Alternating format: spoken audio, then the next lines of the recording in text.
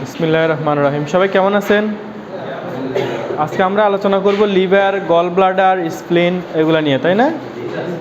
আচ্ছা, কেউ কি আমাকে বলতে পারেন লিভার, গল ব্লাডার, স্প্লিন এগুলো কোন সিস্টেমের অংশ? বা এখন আমরা কোন সিস্টেম নিয়ে আলোচনা করতেছি? আর কেউ কিছু বলবেন? লিভার, গল ব্লাডার, স্প্লেন, অ্যাবডোমেন এই ব্যাপারগুলো কোন সিস্টেমের মধ্যে পড়ছে? কেউ কি বলতে পারবেন আমাকে? আচ্ছা, কটি সিস্টেম আছে কেউ কি জানি আমরা? সিস্টেমগুলো বলতে পারবো? মানবদেহের সিস্টেমগুলো ফিজিওলজিতে আমরা আলোচনা করছিলাম, 9টি সিস্টেমে ভাগ করা হয়েছে এবং হচ্ছে 5টি স্পেশাল অর্গান, সেন্সরি অর্গান আছে। কারো কি মনে আছে সেই সিস্টেমগুলো কী কী? একটু বলেন তো। একটু রিফ্রেশ না হলে আগের আলোচনা যদি আমরা না করি তাহলে আমরা নতুন করে আলোচনা করতে পারবো না। বলেন একটু। হ্যাঁ, কঙ্কালতন্ত্র,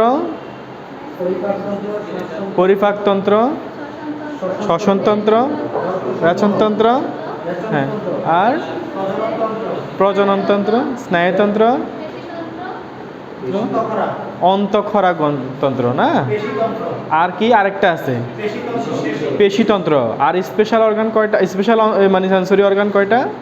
কি কি? চোখ, কান, নাক, জিহ্বা এবং হচ্ছে ত্বক, না?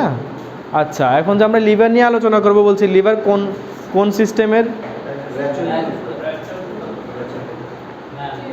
বলেন তো একটু, লিভার কোন সিস্টেমে? অফকোর্স ডাইজেস্টিভ সিস্টেমের অংশ, না? পরিপাকতন্ত্র, পরিপাকতন্ত্রের অংশ, কারণ পরিপাকতন্ত্রের বা ডাইজেস্টিভ সিস্টেমের একটা অংশ। মনে রাখবেন, লিভার শুধু লিভার ডাইজেস্টিভ মানে খাবার হজমে অন্য খুব বড় ধরনের একটা ভূমিকা রাখে। এই জন্য লিভারকে বলা হচ্ছে ডাইজেস্টিভ সিস্টেমের প্রাণ মোটামুটি। হ্যাঁ, ঠিক আছে। লিভার কি বলেন তো? লিভার কি অর্গান নাকি গ্ল্যান্ড?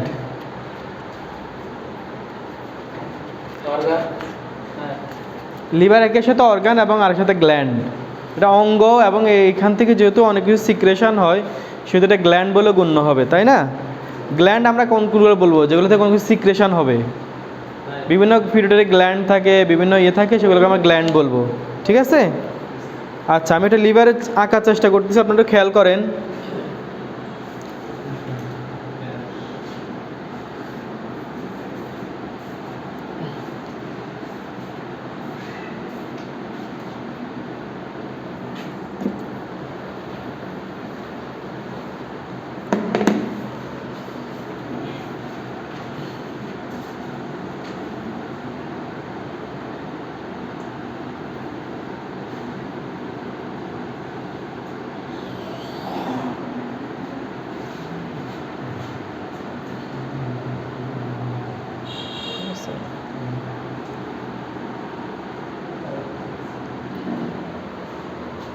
আচ্ছা,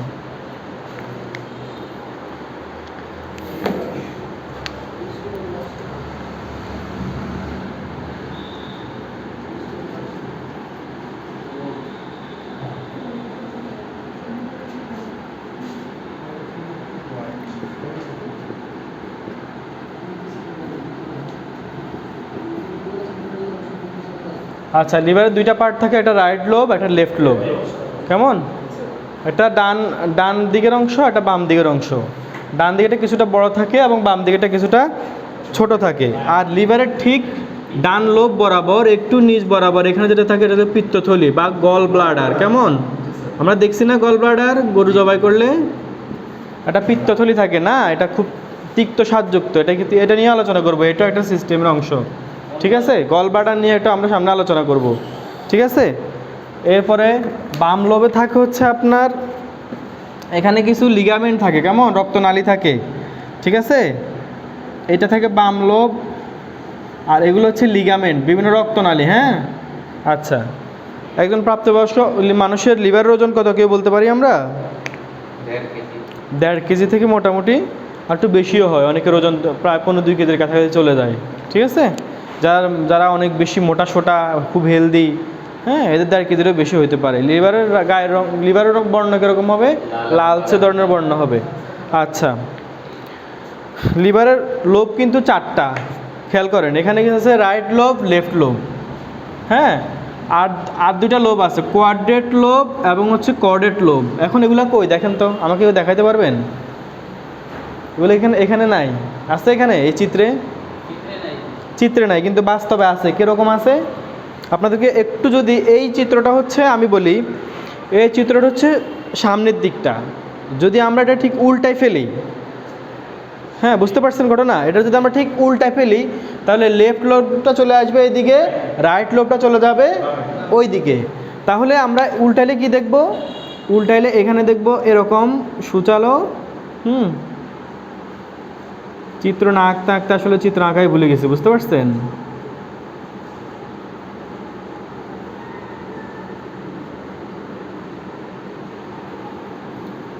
এরকম থাকবে, হ্যাঁ বুঝতে পারছেন? যখন আমরা এটা উল্টায় ফেলবো তখন এই দিকটা চলে আসবে এইদিকে, আমরা ভিতরের দিকটা দেখব। ভিতরের দিকে এখানে থাকবে কি কি থাকবে? গল ব্লাডার থাকবে না? এই গল ব্লাডার থাকবে। এই গল ব্লাডার নিয়ে এইদিকে একটা অংশ হবে, এইদিকে একটা অংশ হবে। এর হলো কোয়াড্রেট লোব এবং হচ্ছে কর্ডেট লোব। বুঝে আসছে? তার লিভারের লোব কয়টা? 4টা। Right lobe, left lobe, quadrate lobe এবং হচ্ছে কর্ডেট লোব। মনে থাকবে?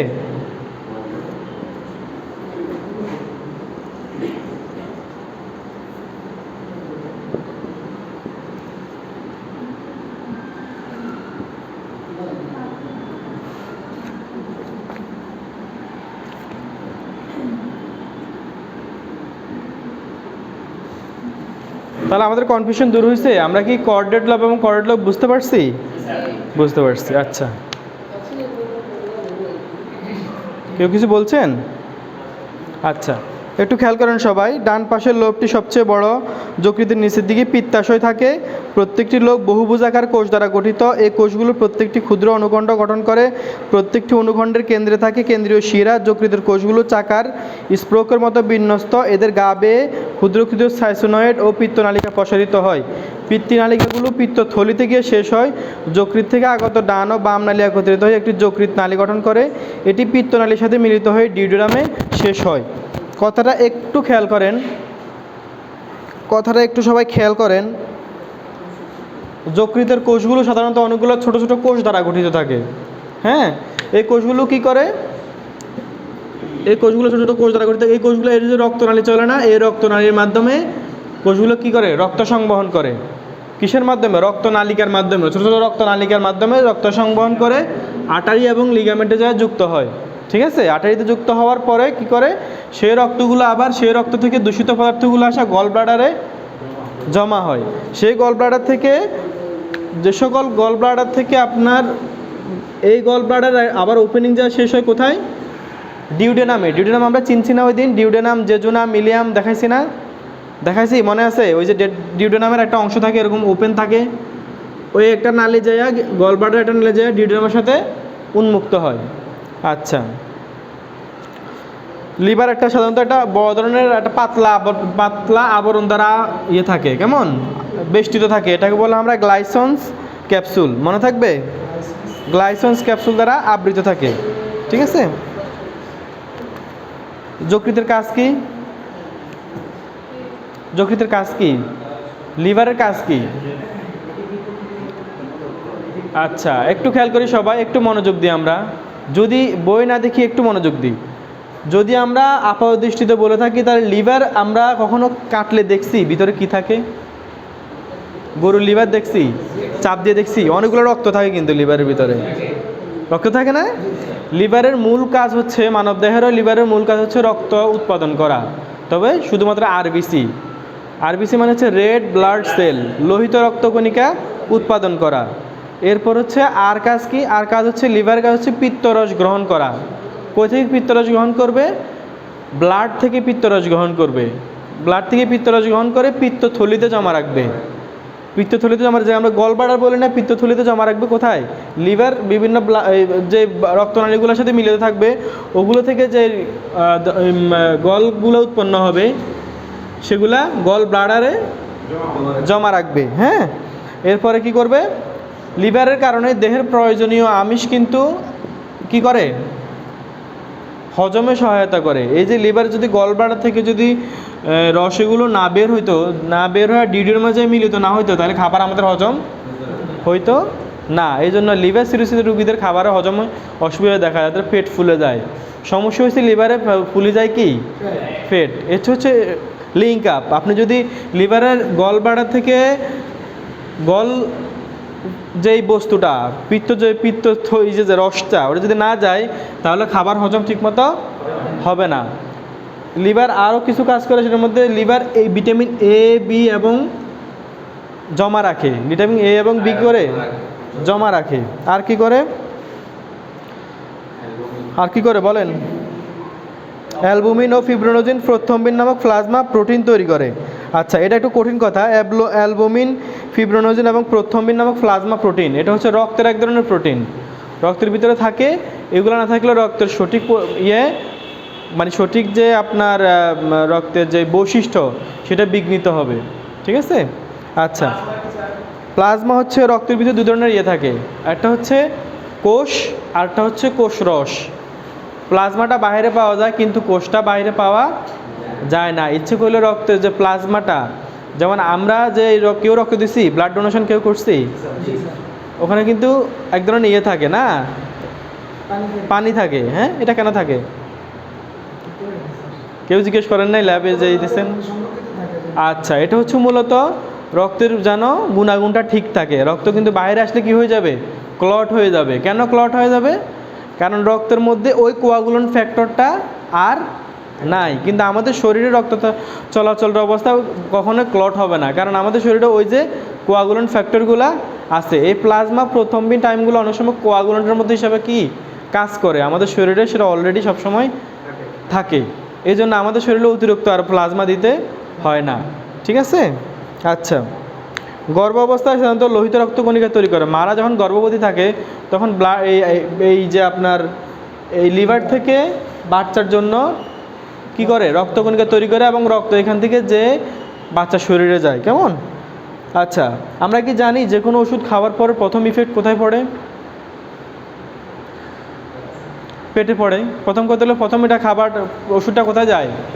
পেটে যায়, স্টোমাকে যায়। স্টোমাকে যাওয়ার পরে স্টোমাক তো এই ওষুধটা চিনে না, চিনে? স্টোমাক তো সবসময় খাবার খেয়ে অভ্যস্ত। আপনি একটা প্যারাসিটামল খাইলেন, প্যারাসিটামল খাওয়ার পরে স্টোমাক কী করবে, চিন্তা করবে, না আমি তো সবসময় ভাত, মাছ, ডাল এগুলো চিনে এসেছি, এখন এই বেটা কই থেকে এসেছে, আমি এদের চিনি না। তখন এই স্টোমাক কী করবে, লিভারকে এটা জানাবে যে আমি এদেরকে চিনতেছি না, এটা কী করা যায়। লিভার বললে আমার কাছে পাঠাই দাও, লিভার বলবে আমার কাছে পাঠিয়ে দাও। তো ওষুধটা ঠিক আসবে না, প্যারাসিটামলটা আসবে না। লিভার বলবে আচ্ছা ঠিক আছে, আমি দেখি কী করা যায়। তো লিভার কী করবে, ওই আপনার প্যারাসিটামলটা আমার হজম করার জন্য অথবা এটা কার্যকারিতা আনার জন্য কিছু সিক্রেশন করবে, কিছু সিক্রেশন দিবে। ধরো আমি তোমাকে কিছু দিচ্ছি, তাহলে তুমি চিনবে এটারে। লিভার কিছু সিক্রেশন দিবে, দিলে ওটা ভাঙবে। ভাঙার পরে তখন অ্যাবডোমেন কোষগুলো চিনে বলবে না এটা তো কার্যকরী। তখন এই কোষগুলো চলে যাবে, রক্ত মিশে যাবে, আবার সেই লিভারে ফিরে আসবে। লিভার তখন তার প্রয়োজন অনুযায়ী বিভিন্ন কোষ সেলে বা কোষের টিস্যুতে এটা সার্ভ করবে, বিতরণ করবে। বুঝা এসছে কথা? কারো কোনো প্রশ্ন আছে এই পর্যায়ে? আমরা লিভার ছেড়ে চলে যাচ্ছি। আর কারো কোনো প্রশ্ন আছে? আচ্ছা, কারো লিভারের রোগ হয়েছে কীভাবে বুঝবো? Out of topics, out of subject, out of books. বলেন, কারো কোনো লিভারের রোগ হয়েছে কীভাবে বুঝবো? এটা তো অনেক পড়া। ফ্যাট ফুলা এসে লোকে আর বাঁচবে না আপনার কাছে যখন আসবে ফ্যাট ফুলা নিয়ে। মানে প্রাইমারি লেভেলে আমরা কীভাবে বুঝবো কারো লিভারের সমস্যা? ভালো বলছেন উনি। আমরা কারো লিভারের সমস্যা মানে জন্ডিস হবে। এখন লিভারের সাথে জন্ডিসের সম্পর্ক কি? লিভারের সাথে জন্ডিসের সম্পর্ক কি? বিলিরুবিন অনেক কম। বিলিরুবিন আমি চিনি না মনে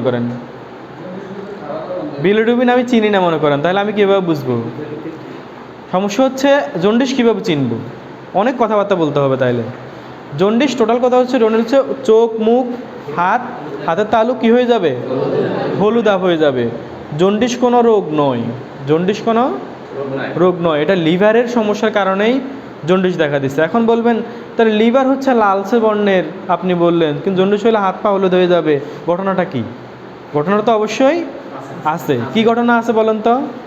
আমরা যে গল ব্লাডার দেখাইছি না কিছুক্ষণ আগে, যখন লিভার আপনার রক্ত থেকে পিত্তরস গ্রহণ করে গল ব্লাডার দিবে, পিত্তথলিতে দিবে, তখন কি করবে? ওই গল ব্লাডার কিছু জিনিস রাসনদাতনের মাধ্যমে কি করবে? প্রস্রাবের মাধ্যমে বের করে দিবে। প্রস্রাবের মাধ্যমে কি করবে? প্রস্রাব এবং পায়খানার মাধ্যমে বের করে দিবে। কিন্তু লিভারের সমস্যা কি হয়? লিভার ওই রসগুলো গ্রহণ করে ঠিকই, কিন্তু সেটা আর পিত্তথলিতে দিতে পারে না, পিত্তথলিতে দিতে পারে না। পিত্তথলি না দেওয়ার কারণে কি হয়? ওই যে আপনার টক্সিক সাবস্টেন্সগুলো, যেগুলো হচ্ছে পিত্তরসগুলা, ওগুলা মানুষের বিভিন্ন সেলে কি ছড়িয়ে পড়ে।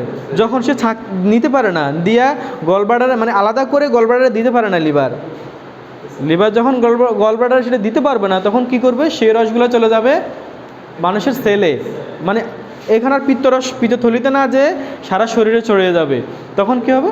জন্ডিস দেখা দিবে। এই জন্য আপনার কাছে প্রাইমারি যে কোনো লেভেলের জন্ডিস নিয়ে রুগী আসলে ভাববেন যে লিভারের কোনো সমস্যা নিশ্চয়ই কি আছে। আচ্ছা, হলুদ হয়, একজাক্টলি। পিত্তথলির রসগুলা আপনার একদমই হলুদ হয় এবং তিক্ত স্বাদযুক্ত হয় এগুলা। এই জন্য জন্ডিস রোগী কোনো ধরনের খাওয়ার রুচি কি থাকে না। আচ্ছা, এরপরে বলুন তো, আমরা কিছু লিভারের রোগ জানি কি কি হয়? লিভারের কিছু রোগ জানি। লিভার একটা রোগ বলবো আমরা জন্ডিস। আর কী কী রোগ হতে পারে? জন্ডিস আমরা এভাবে বলবো না, যে কোনো জন্ডিসকে আমরা অ্যাকিউট ভাইরাল হেপাটাইটিস বলবো। কি বলবো? Acute viral hepatitis. সবাই লেখেন একটু,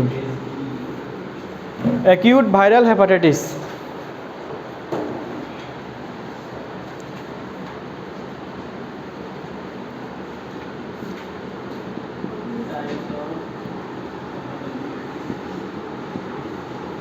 আচ্ছা,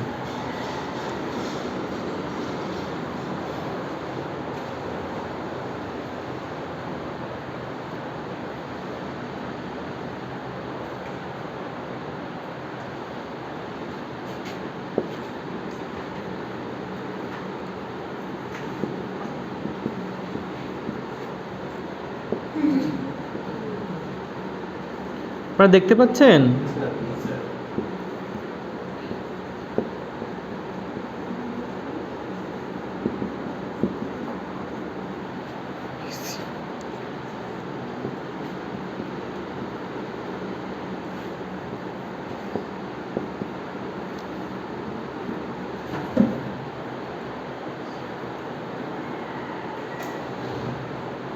একটু সব মনে রাখেন, 4 ধরনের হেপাটাইটিস হয়। Hepatitis A, B, C, D এবং হচ্ছে ই।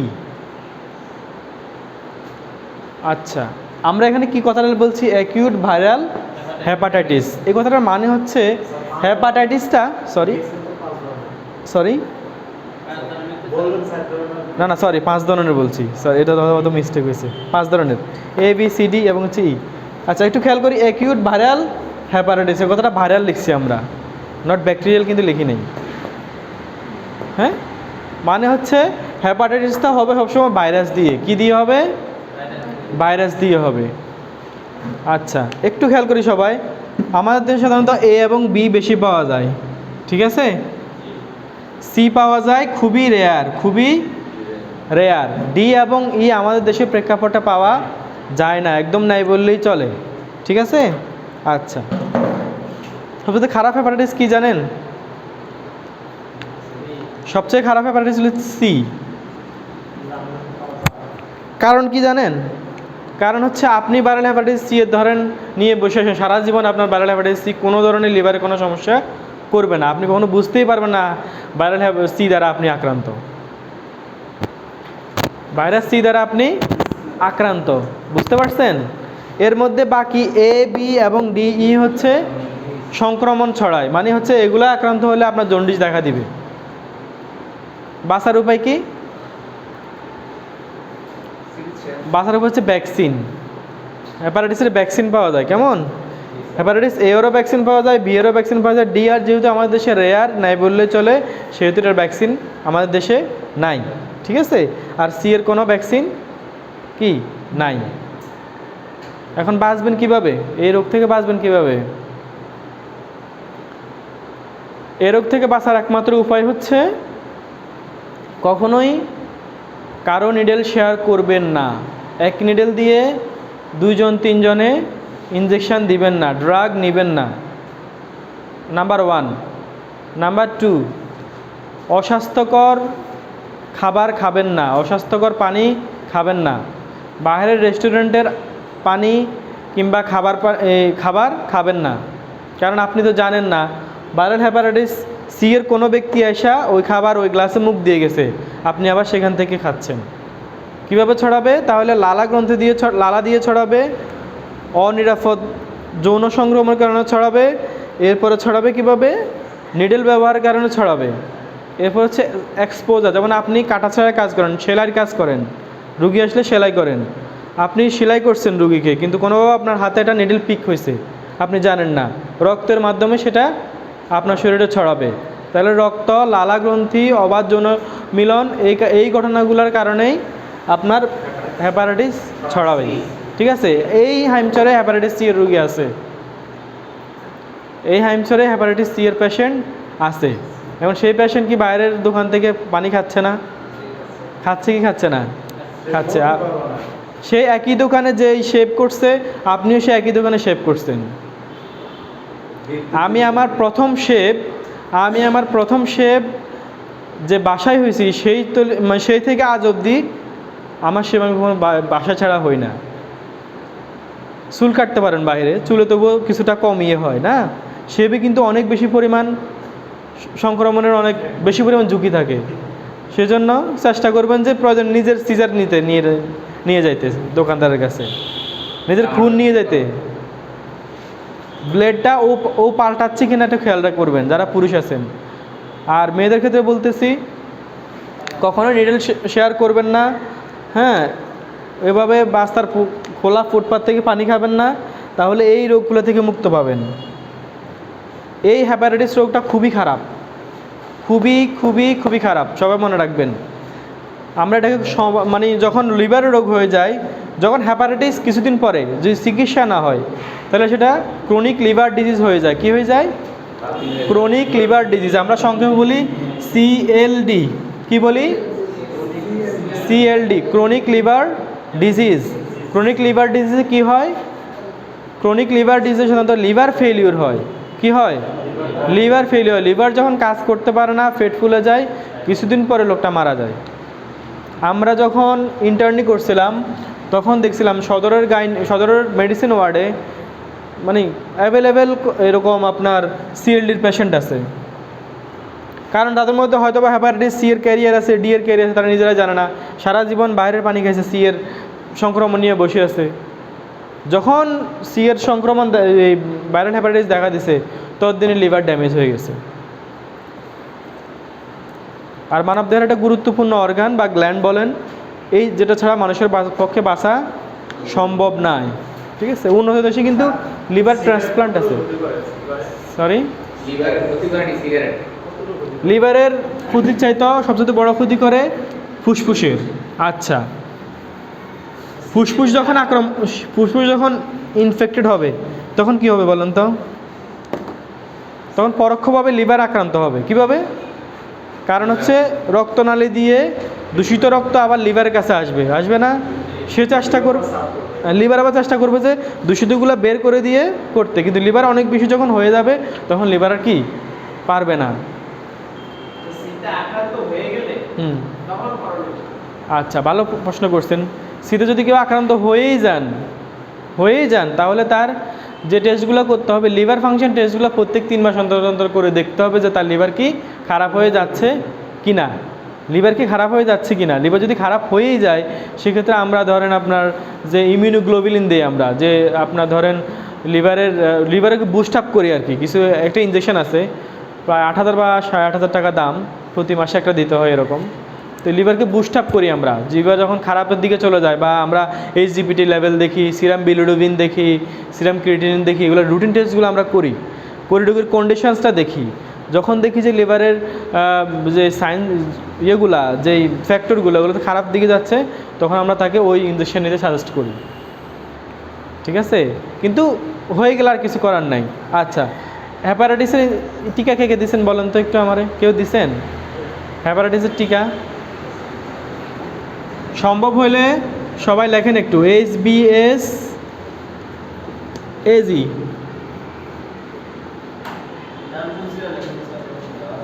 HBS AG টেস্টটা করে রাখবেন সবাই, করে রাখলে হবে না, যেদিন করবেন যদি নেগেটিভ আসে, খেয়াল করে শোনেন, যদি নেগেটিভ আসে সেক্ষেত্রে টিকা দিয়ে নেবেন। HBS AG মূলত হ্যাপাটাইটিস বি ভাইরাসের পরীক্ষা, ঠিক আছে? হ্যাপাটাইটিস বি এর পরীক্ষা হচ্ছে HBS AG। আচ্ছা, ভ্যাকসিনের নাম হচ্ছে হ্যাপা বি ইনজেকশন, হ্যাপা বি। হ্যাঁ, আরেকটা পাওয়া যায় ইনজেকশন অ্যানজেরিক্স বি, মনে হয় না এখন আছে গ্লোবের। হ্যাঁ, বুঝতে পারছেন, এটা মনে হয় না এখন আছে, কিন্তু দেখতে পারেন অ্যানজেরিক্স বি এবং হ্যাপা বি দেই আমরা। ডোজটা হচ্ছে 3টা, 0, 1, 6 মাস, সরি 3 মাস।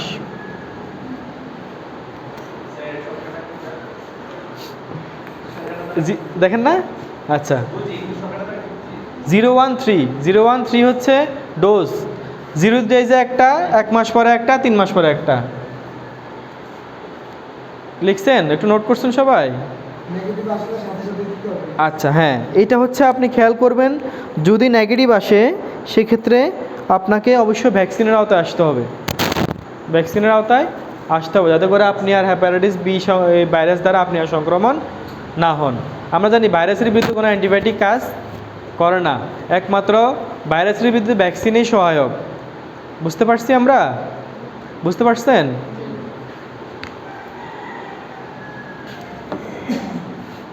এটাও দেওয়া যায় আপনার 013 পরে বুস্টার ডোজ দিলে যদি কেউ দিতে পারেন 4টা ডোজ, 6 মাস পরে একটা দিতে পারেন। একটু খেয়াল করছেন? কি নাম জানি আপনার? আব্দুল জাব্বার। তারপর একটু খেয়াল করছেন 0136 আমার 4, মানে প্রথমে বলছি 3টা, এরপরে আরটা বলছি বুস্টার ডোজ। বুস্টার ডোজ হচ্ছে 6 মাস পরে। যদি আপনি কেউ যদি ওভার কনফিডেন্ট থাকতে চায় তাহলে বুস্টার ডোজ দিতে পারে, বুস্টার ডোজ না দিলেও কোনো সমস্যা নাই। ঠিক আছে, আর কারো কোনো প্রশ্ন? আচ্ছা, এটা হচ্ছে, আচ্ছা এটা একটা বলি, এখানে যদি পজিটিভ আসে সেক্ষেত্রে আর ভ্যাকসিনে কোনো কাজ করবে না, সেক্ষেত্রে আমরা লিভার ফাংশন টেস্ট করব, দেখবো যে কি দ্বারা হচ্ছে, কেন হচ্ছে, পজিটিভ কোনো সমস্যা আছে কিনা। ঠিক আছে? আচ্ছা, আরেকটা কথা হচ্ছে, যেমন আপনি হ্যাপাটাইটিস সি দ্বারা আক্রান্ত, কোনোদিনও আপনার লক্ষণ উপসর্গ প্রকাশ পায় নাই, আপনি বিয়ে করছেন, আপনি আপনার স্ত্রীর সাথে মেলামেশা করছেন, তখন তো আর প্রোটেকশন নেবেন না নিশ্চয়, তাই না? আপনার স্ত্রীর মাধ্যমে আপনার সন্তানেরও হ্যাপাটাইটিস সি সংক্রমণ হয়, এবং এই ধরনের কেসও আমরা পাইছি এবং আছে, যে ওই সন্তানেরও হ্যাপাটাইটিসের ক্যারিয়ার, সে তার বাবা মার হ্যাপাটাইটিস সি আছে, সে হ্যাপাটাইটিসের কী হচ্ছে, ক্যারিয়ার হয়েছে। ঠিক আছে, আমি বিয়ের সবগুলো টিকে দেওয়া শেষ আমার, এগুলা হ্যাপাবি হচ্ছে ইনসেপ্টার, দাম হচ্ছে 500 টাকা। ঠিক আছে, দাম হচ্ছে 500 টাকা। অ্যানজেলিক্স বি এখন আর নাই, অ্যানজেলিক্স বি হচ্ছে গ্লাসকোর না, পপুলার আছে না? হ্যাঁ, কী যেন একটা নাম আছে, পপুলার একটা আছে। ঠিক আছে, হ্যাপাভ্যাক্স বি, এক্স্যাক্টলি। আচ্ছা, আর কার কোনো প্রশ্ন লিভার নিয়ে? তাহলে আমি লিভারে কিছু ডিজিজ শিখতে পারছি, তাই তো? আচ্ছা, আর কার কোনো প্রশ্ন? আমরা পরবর্তী ইস্যু চলে যাবো তাড়াতাড়ি। কারো কোনো প্রশ্ন থাকলে বলেন। ল্যাব কল বুঝি নাই আমি, ল্যাব কল কি?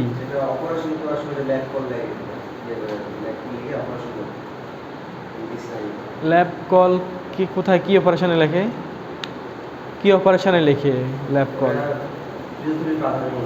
পিত্তথলির পাথরের মতো, ওটা হচ্ছে কোলোনোস্কোপি সম্ভবত। কোলোনোস্কোপি হচ্ছে আপনার ভিডিওর মাধ্যমে অপারেশন।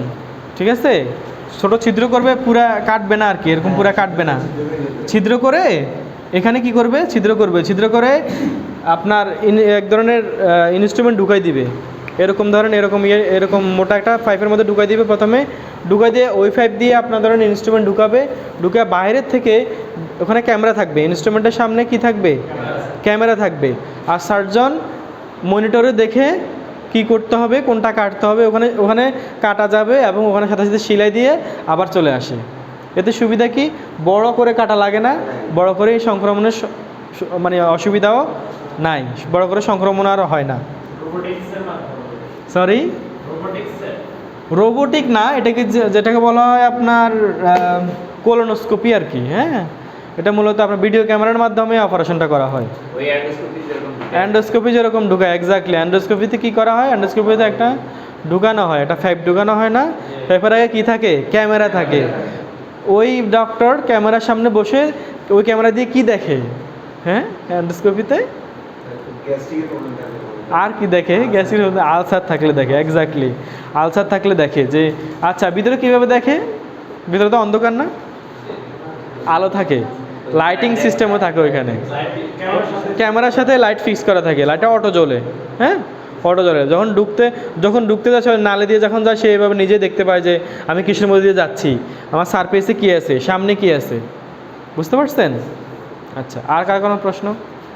আচ্ছা, আমরা পরবর্তী ধাপে চলে যাই, গল ব্লাডার। হ্যাঁ, এতক্ষণ যেটা বলছিলাম পিত্তথলি, আমরা একটু আঁকার চেষ্টা করি গল ব্লাডার। এখানে দেখেন গল ব্লাডার বিচিত্রভাবে আঁকা হয়েছে না?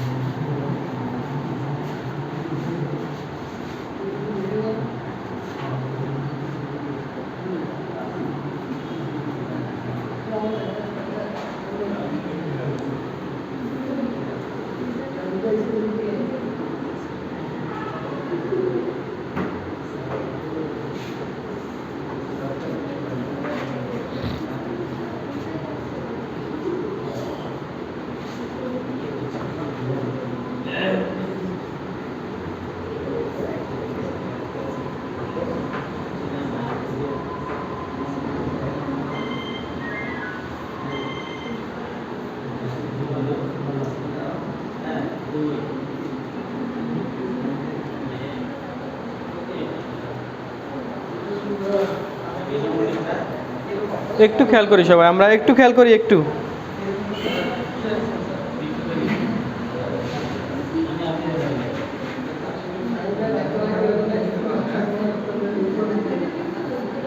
একটু একটু একটু আমরা সবাই একটু খেয়াল করি।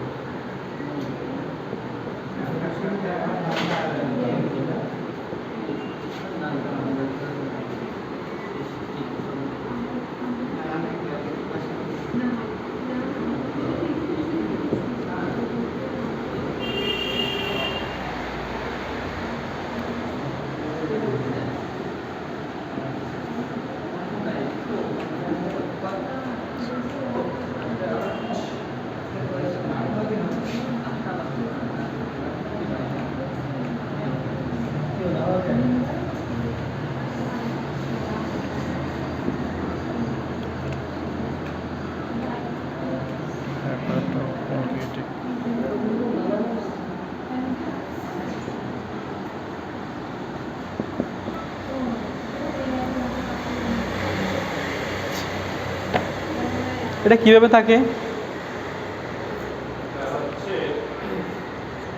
এটা কিভাবে থাকে, এটা কই থাকে, এটা আমরা কিসে কিসে ছিদ্র রাখছি?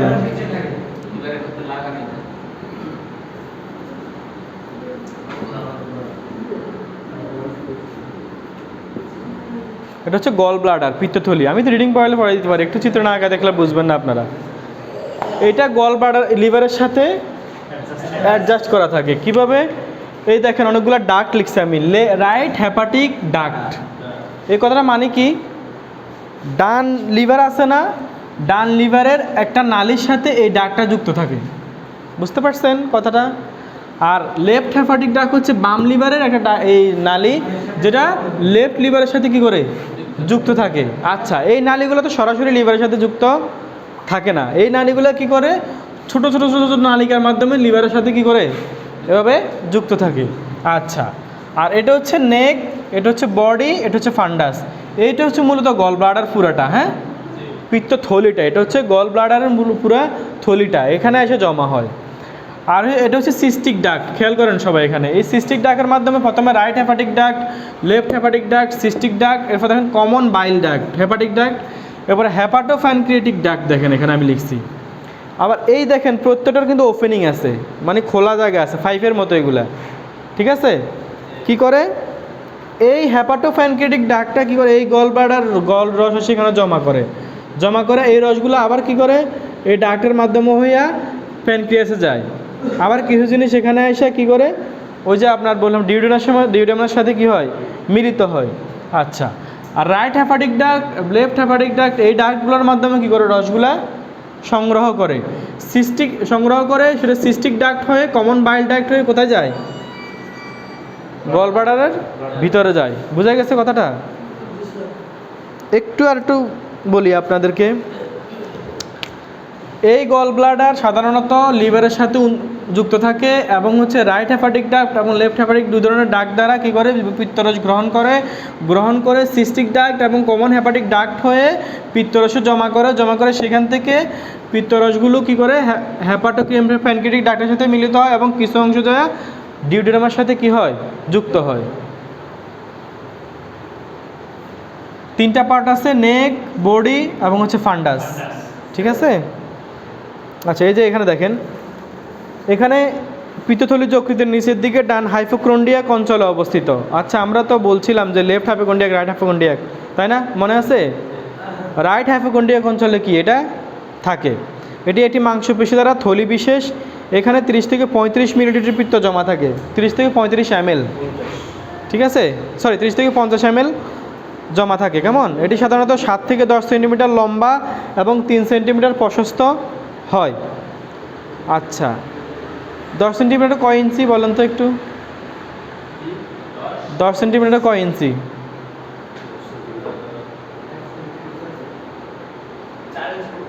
4 ইঞ্চির মতো না? প্রতি 5 সেন্টিমিটার বলা হচ্ছে 2 ইঞ্চি আমরা বলি আর কি, না? 5 সেন্টিমিটার আমরা 2 ইঞ্চি বলি, ঠিক আছে? সেই হিসেবে 10 সেন্টিমিটারে 4 ইঞ্চির মতো হবে। তাহলে এটা লম্বা থেকে কয় ইঞ্চি? প্রায় 4 ইঞ্চি। আর প্রশস্ত থাকে কয় ইঞ্চি? 3 সেন্টিমিটার, প্রায় তাহলে 1.5 ইঞ্চির মতো, না? 1.5 ইঞ্চির মতো। আচ্ছা, 1.5 ইঞ্চি থেকে একটু কম হবে। আচ্ছা, লিভারের মধ্যে ক্ষুদ্র ক্ষুদ্র পিত্তবাহী নালিকাগুলোকে ক্যানালিকুলি বলে। এই ক্যানালিকুলি হেপাটিক ডাক্ট গঠন করে, 2টি হেপাটিক ডাক্ট কমন ডাক্ট গঠন করে।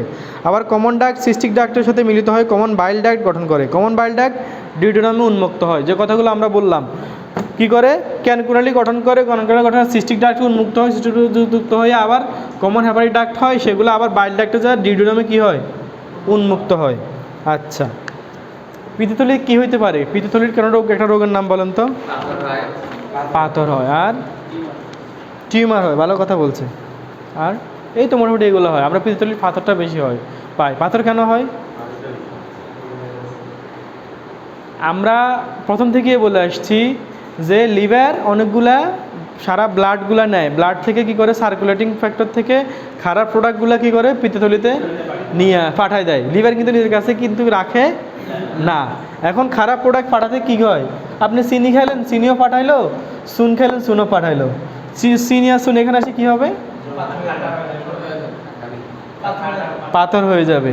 এখন আপনার চোখে মনে হচ্ছে না, আমি তো তাহলে যে পরিমাণ চিনি আর যে পরিমাণ চুন খাইছি দিনে পাথরে এতটুকু হয়ে যাওয়ার কথা না? কিন্তু না, পিত্তথলি আল্লাহর অশেষ দান যে এইগুলো আবার কিছু কিছু জিনিস কি করে, প্রস্রাব দিয়ে বের করে দেয়। কিন্তু দেখেন, আবার কিছু কিছু ক্ষেত্রে যখন লিভার কিছু সমস্যা করে, পিত্তথলিতে কোনো সমস্যা হয়, তখন সে আর বের করতে পারে না, তখনই আপনার পাথরটা কি দেখা দেয়। আচ্ছা, পাথরটা কি আমাদের যে স্টোর পাথরগুলো এগুলো টাইপের নাকি না বড়ই হয়? আমি আপনাকে বলি, আমাদের অ্যাবডোমেনে ওই মেসেঞ্জারে লিখছিলাম মনে হয় পিএস হচ্ছে 1.2 থেকে 3.5 এরকম লিখছি না আমি? আচ্ছা, পিএস কি একজন জিজ্ঞেস করছেন?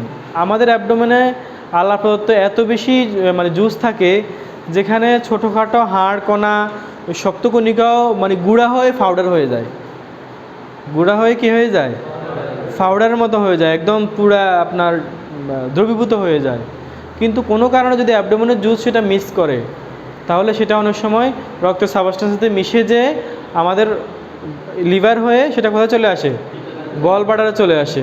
একটা নির্দিষ্ট অ্যামাউন্ট পর্যন্ত কোনো সমস্যা করে না, কিন্তু যখন এটা অ্যামাউন্টটা অনেক বেশি পরিমাণ হয়ে যায় এবং সেই অ্যামাউন্টটা আপনার পিত্তরসের সাপ্লাইংয়ে কিংবা রস যে বের করে দিবে সেই সাপ্লাইংয়ে যখন বাধা সৃষ্টি করে, তখনই সেখানে সমস্যা দেখা দেয়। ঠিক আছে? কি হবে? পিত্তথলিতে পাথর হলে কি হবে? কীভাবে বুঝবো? প্রস্রাব ইনফেকশন হবে, ব্যথা হবে, আবার জন্ডিস হবে, আবার কি হবে? জন্ডিস হবে। কারণ লিভার গল ব্লাডার এগুলো সবগুলো একই সূত্রে কি? একই সূত্রে গাঁথা, একই সূত্রে গাঁথা। এরপরে বলেন, আচ্ছা পিত্তথলির কাজ কি বলেন তো? এই যে এই থলিটার কাজ কি? এই থলিটা মূলত পিত্তরস সংগ্রহ করে, সংরক্ষণ করে এবং হচ্ছে কি করে? বের করে দেয়। ঠিক আছে? আচ্ছা, এরপর হচ্ছে পিত্তরস, যেটা বলছেন বাইল, যেটা বলে আমরা বাইল পিত্তরস বলি। হ্যাঁ, পিত্তথলির মধ্যে ভিতরে থাকে যে সবুজাভ নীলাভ বর্ণের তরলকে পিত্তরস বলে। এটি তিক্ত স্বাদযুক্ত। পিত্তথলির মধ্যে 30 থেকে 50 মিলিলিটার পিত্ত জমা থাকে। একজন পূর্ণবয়স্ক মানুষের প্রতিদিন 400 থেকে 1200 মিলিলিটার পিত্ত ক্ষরণ হয়। এই যে বললাম, প্রায় 400 থেকে 1200 মিলিলিটার পিত্ত এখানে আসে। তাহলে এগুলো কই যায়? এগুলো হচ্ছে আমাদের প্রস্রাব পায়খানার মাধ্যমে বের হয়ে যায়। কিছু বলছেন? একটু বুঝতে সমস্যা হলে আমাকে বলবেন, সমস্যা নেই। কথা বুঝে আসছে সবার? আচ্ছা, পিত্তরসের কাজ কি? খাদ্যবস্তু হজমে সহায়তা করে, বিভিন্ন বিষাক্ত উপাদান দেহ থেকে বের করে দেয়, যেটা বললাম আমি না? সর্বজিত খাবার শোষণের উপযোগী করে দেয়, মলের স্বাভাবিক রং হলুদাভ বজায় রাখে। আমরা যে খাবার খাই সেই খাবারের মলের রং কিন্তু হলুদ হয় না বা হবে না, একমাত্র পিত্তরসের কারণেই মলের রং কী থাকে? হলুদ থাকে। আর যদি পিত্তরস যদি না আসে তাহলে সবুজ, পায়খানা সবুজ হবে, পায়খানা কালো হবে, পায়খানার রং অন্য ধরনের হয়ে যেতে, পায়খানার এই লাল হবে। ঠিক আছে? হ্যাঁ, কারণ হচ্ছে বাচ্চাদের তখন পর্যন্ত লিভারটা পুরোপুরি এনলার্জ থাকে না। লিভার বড় না থাকলে কী হবে? লিভার রক্ত থেকে খারাপ জিনিস বের করতে পারবে না, খারাপ জিনিস বের করতে না পারলে পায়খানা হলুদ হবে না। দেখেন একটার সাথে একটা কী সম্পর্ক, একটার সাথে একটা কী সম্পর্ক। আমরা জন্ডিস হলে রুগীকে কী দিব? জন্ডিস হলে রুগীকে সবসময় একটা মনে রাখবেন, ল্যাকটুলোজ দিব। ল্যাকটুলোজ, ল্যাকটুলোজ দিব। ল্যাকটুলোজ কি? অ্যাবোলাক জাতীয় সিরাপ। কেন দিব? কেন দিব? কেন দিব বলেন তো? কারণ যেই পিত্তরসগুলো জমে জন্ডিস শরীরে দেখা দিছে, পায়খানার সাথে যেন সেই পিত্তরসগুলো কী হয়ে যায়? বের হয়ে যায়। ব্যাপারটা বুঝতে পারছেন? চিন্তা করে দেখেন, একটু চিন্তা করেন। আমরা কেন পিত্তরস জমে জন্ডিসটা হচ্ছে, কথা ঠিক না? পিত্তরসটা বের করে দিতে পারতেছে না বলে কি হচ্ছে? জন্ডিস হয়ে যাচ্ছে। তাহলে আমাদের কাজ কী হবে? জন্ডিসটাকে ভালো করা। এরবার কী করবো? পিত্তরস বের করে দিতে হবে আমাদেরকে। বের করবো কীভাবে? যখন আমরা ল্যাকটুলোজ সিরাপ দেবো, অ্যাবোলাক সিরাপ দেবো, তখন পায়খানা, এখন বলবেন যে স্যার পাতলা পায়খানা রুগীর মনে করেন, তাইলে জন্ডিস হয়েছে, তাহলে কি আমি অ্যাবোলাক সিরাপ দেবো? তাও দিবেন। পাতলা পায়খানার মধ্যে অ্যাবোলাক সিরাপ কিন্তু দেওয়া যাবে না। দিলে কিন্তু এটা আপনি ক্রাইম করলেন। কি করলেন? শুধু ভুল না, ক্রাইম করলেন, ক্রাইম, যেটা রুগীর সাথে আপনি কখনোই করতে পারেন না। আপনি তাহলে তারপরে দিতে হবে। কেন দিতে হবে?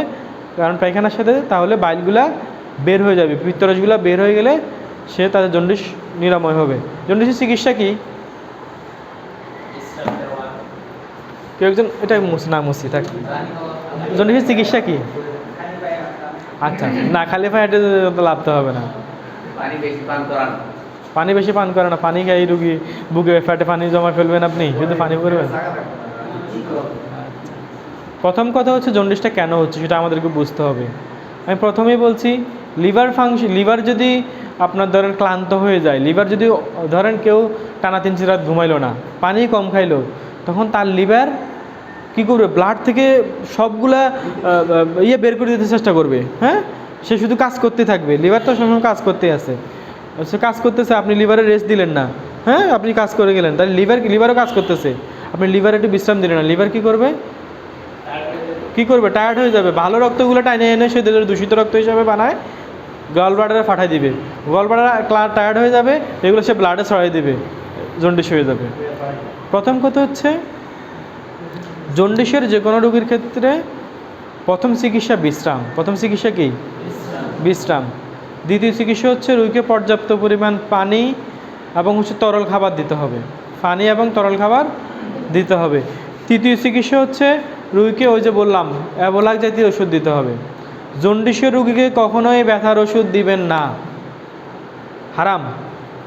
আবার বলছি, জন্ডিসের রোগীকে কখনোই ব্যথার ওষুধ দিবেন না, এটা হারাম দেওয়া। জন্ডিসের রোগীকে কোনো ব্যথার ওষুধ দিবেন না। কারণ কি? কারণ আরও বলতেছি, কারণ হচ্ছে ব্যথার ওষুধ আমি বলছি প্যারাসিটামল পেটে গেলে লিভারকে খবর দেয় যে আমি তো এটা চিনতেছি না, আমার কী করা। লিভার বলতে ঠিক আছে, আমি চিনি, আমি কিছু ওষুধ পাঠাচ্ছি, জিনিসপত্র পাঠাচ্ছি, এগুলো দিয়ে ওরা চিনতে পারবে, ওগুলো দিলে তুমি চিনতে পারবা। তখন এই জন্য লিভার তো এমনিতে টায়ার্ড, লিভার এমনিতে কি টায়ার্ড, তারপরে আপনি কি করলেন, আবার ব্যথার ওষুধ খাইলেন, তো কী করবে, লিভার আরও বেশি টায়ার্ড হয়ে যাবে, একসময় লিভার ফেলিওর হয়ে যেতে পারবে। এই জন্য জন্ডিসের রোগী কখনো ব্যথার ওষুধ দেওয়া যাবে না। এরপর কী করে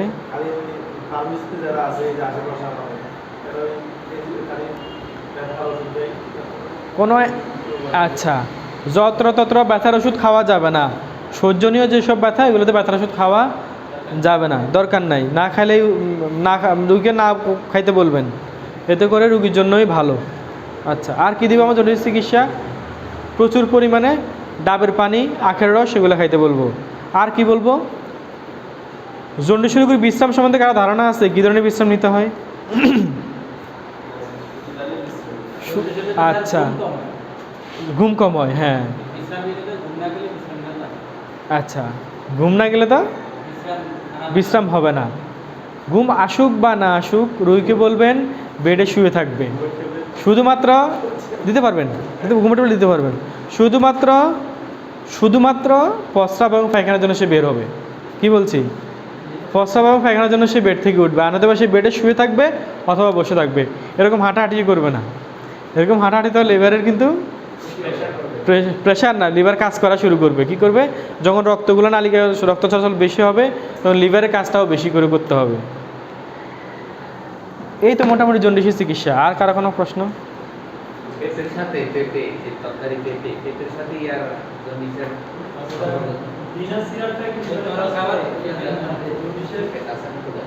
এগুলো হচ্ছে হার্বাল উপাদান। আমি আপনাদেরকে বলি, এই হার্বাল উপাদানে বিভিন্ন ধরনের উপাদান থাকে, যেটাতে আপনি জানেন না ভালো কিনা খারাপ, আমি জানি না ভালো কিনা খারাপ। হ্যাঁ, সুতরাং কোনো ইউনানি হার্বাল কোম্পানির কথায় আপনি ওষুধ লিখবেন, আমরা সেটা গ্যারান্টি দিতে পারবো না।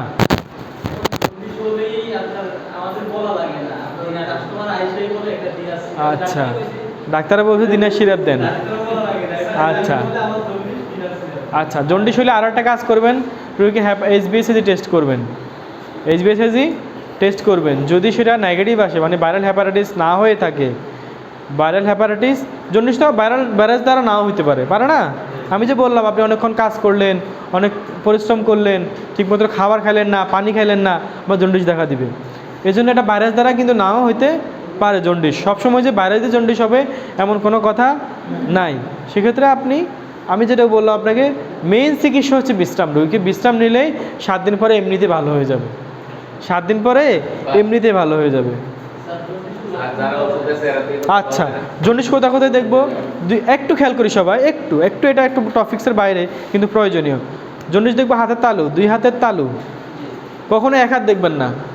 কেন দেখবেন না 1 হাত? আচ্ছা, আমি অনেক হয়েছে যে ভাত খাই ভালো করি, খাবার দিয়ে হাত ধুই নাই, হাত কিন্তু হলুদ হয়ে গেছে। এখানে 2 হাতের পাম দেখবেন। পাম মানে কি? তালু। 2 হাতের তালু দেখবেন। আর কোথায় দেখবেন? চোখের স্ক্লেরা অফ দ্য আই। ঠিক আছে, আমরা স্ক্লেরা অফ দ্য আই বলি। স্ক্লেরা অফ দ্য আই দেখবেন। হ্যাঁ, আয়ে আচ্ছা, হলুদ, একদম হলুদ হয়ে যাবে। এখন আসেন আপনি আপনি কেউ যদি আসেন দেখবেন চোখে আপনি দেখেন উপর দিকে তাকান দেখবেন যে স্ক্লেরাতে সাদা, স্ক্লেরা কি সাদা। আমাদের লাল মণি অংশের কালো যে অংশটা এর বাইরের অংশটা কি সাদা বা হালকা কারো লাল, কারো ঘুম কমের লাল হয়ে থাকে, হ্যাঁ অ্যালার্জিক সমস্যার কারণে লাল হয়ে থাকে, কিন্তু বাকিটা হলুদ যদি কারো থাকে তাহলে অবশ্যই সেটা জন্ডিস। আচ্ছা, নিউরোটাল জন্ডিস হয়, বাচ্চাদের জন্ডিস হয়, কেন হয় বলেন তো? নাম্বার আর কি কারণে হতে পারে? ইনফ্যান্টদের জন্ডিস হওয়ার অন্যতম কারণ হচ্ছে লিভার। ওদের লিভার তো আসলে ওভাবে ফাংশন হইতে পারে না, ফাংশন অনেকের হইতে পারে না, সেজন্য আমরা বলি নিউরোটাতে জন্ডিস হলে কী দিব আমরা? সূর্যের আলোতে যেতে বলি, সূর্যের আলো। সূর্যের আলো বাচ্চাকে দিনের প্রথম দিকে সূর্যের আলো চোখ বন্ধ রেখে সূর্যের আলোতে শোয়াইতে বলি। আর সূর্যের আলো না থাকলে কী দিতে বলবো? ফটোথেরাপি আছে এক ধরনের, ফটোথেরাপি সদর হাসপাতালগুলোতে পাওয়া যায়। অনেক সময় আপনার সূর্যের আলো অ্যাভেলেবেল না, বর্ষাকাল কিংবা জন্ডিস অনেক বেশি, অনেক বেশি, সেক্ষেত্রে আমরা ফটোথেরাপি দিতে বলি। কীভাবে ফটোথেরাপি দিবে? সদর হাসপাতালে গেলে কেউ হয়তো শিশু বিভাগে দেখবেন, আপনারা বাচ্চাকে দেখবেন একটা ট্রলির মধ্যে শোয়ানো হয়, শোয়া, হ্যাঁ শোয়া সারা শরীর কিন্তু মানে অনাবৃত করা হয়, মানে সারা শরীরে কিন্তু কোনো কাপড় চোপড় রাখতে দেওয়া হয় না, শুধুমাত্র চোখ দুটো ঢেকে বাকি পুরো শরীরে কিন্তু এক ধরনের আলো দেওয়া হয়। এটাকে আমরা বলি ফটোথেরাপি বলি। এটাকে এই মেশিনটাকে বলা হয় ফটোথেরাপি মেশিন, ঠিক আছে? আমরা এটা নিউরোটাল জন্ডিসের ক্ষেত্রে কেন হয়? ভিটামিন কে এর অভাবে, ভিটামিন কে এর অভাবে। আমার নিউরোস কারো কোনো বাচ্চা পাইলে 2টা কোনাকিন ইঞ্জেকশন খাওয়াই দিব, ভিটামিন কে ইঞ্জেকশন। প্রথম দিন একটা, 28 দিন দিন অথবা 2 দিন একটা, ঠিক আছে? আচ্ছা, একটু অন্যদিকে চলে গেছি, প্যানক্রিয়াস, এরপর আলোচনা হচ্ছে প্যানক্রিয়াস। আর কারো কিছু বলবেন? কারো কোনো প্রশ্ন? আচ্ছা, প্যানক্রিয়াস হচ্ছে অগ্নাশয়। অগ্নাশয় আমরা চিনি, দেখছি কখনো? আচ্ছা আচ্ছা, অগ্নাশয় একটু পড়ি। অগ্নাশয় একটু মিশ্র গ্রন্থি। কেন মিশ্র গ্রন্থি? কারণ এই গ্রন্থি থেকে অনেকগুলো হরমোন, অনেক ধরনের রিসেপ্টর রিলিজ হয়। আমরা জানি গল ব্লাডার থেকে শুধু গল বা পিত্তরস নিঃসৃত হয়, কিন্তু এই প্যানক্রিয়াস বা অগ্নাশয় থেকে অনেক ধরনের মানে রস নিঃসৃত হয়, না এটা একটা মিশ্র গ্রন্থি। আচ্ছা, অবস্থান কোথায়? এটি পাকস্থলের নিচে অবস্থিত এবং উদর গহ্বরের ডিউডেনামের কুণ্ডলীর ফাঁক হতে প্লীহা পর্যন্ত বিস্তৃত। প্লীহা হচ্ছে স্প্লিন। অগ্নাশয় দৈর্ঘ্য 20 সেন্টিমিটার এবং প্রস্থ 5 সেন্টিমিটার ও পুরুত্ব 2 সেন্টিমিটার। ওজন থেকে থাকে 90 থেকে 100 গ্রাম। আচ্ছা, অগ্নাশয়কে 3টে অংশে ভাগ করা হয়েছে: মাথা, দেহ এবং হচ্ছে লেজ। দেখুন অগ্নাশয় একটু দেখেন, আমরা 44 নম্বর পৃষ্ঠা একটু খুলি।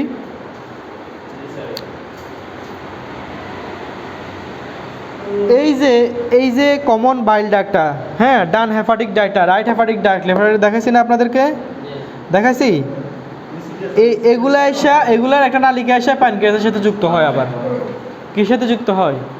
প্যানক্রিয়াসের সাথে যুক্ত হয়। আচ্ছা, না, প্যানক্রিয়াসের নিচে থাকে, ঠিক আছে। এই গল ব্লাডারের নিচে থাকে আমি আপনাকে বললাম না হেপাটোপ্যানক্রিয়াটিক ডাক্ট, এই যে হেপাটোপ্যানক্রিয়াটিক ডাক্ট, এই ডাক্টটা যায় প্যানক্রিয়াসের সাথে মিলিত হবে, এই জন্য এটা হেপাটোপ্যানক্রিয়াটিক ডাক্ট নাম হচ্ছে, হেপাটোপ্যানক্রিয়াটিক ডাক্ট। কথাটা বোঝা গেছে? হেপাটোপ্যানক্রিয়াটিক ডাক্ট, হ্যাঁ, এটা থাকবে উপরে, এর নিচে থাকবে কি হবে? প্যানক্রিয়াস থাকবে, অগ্নাশয়টা থাকবে। আচ্ছা,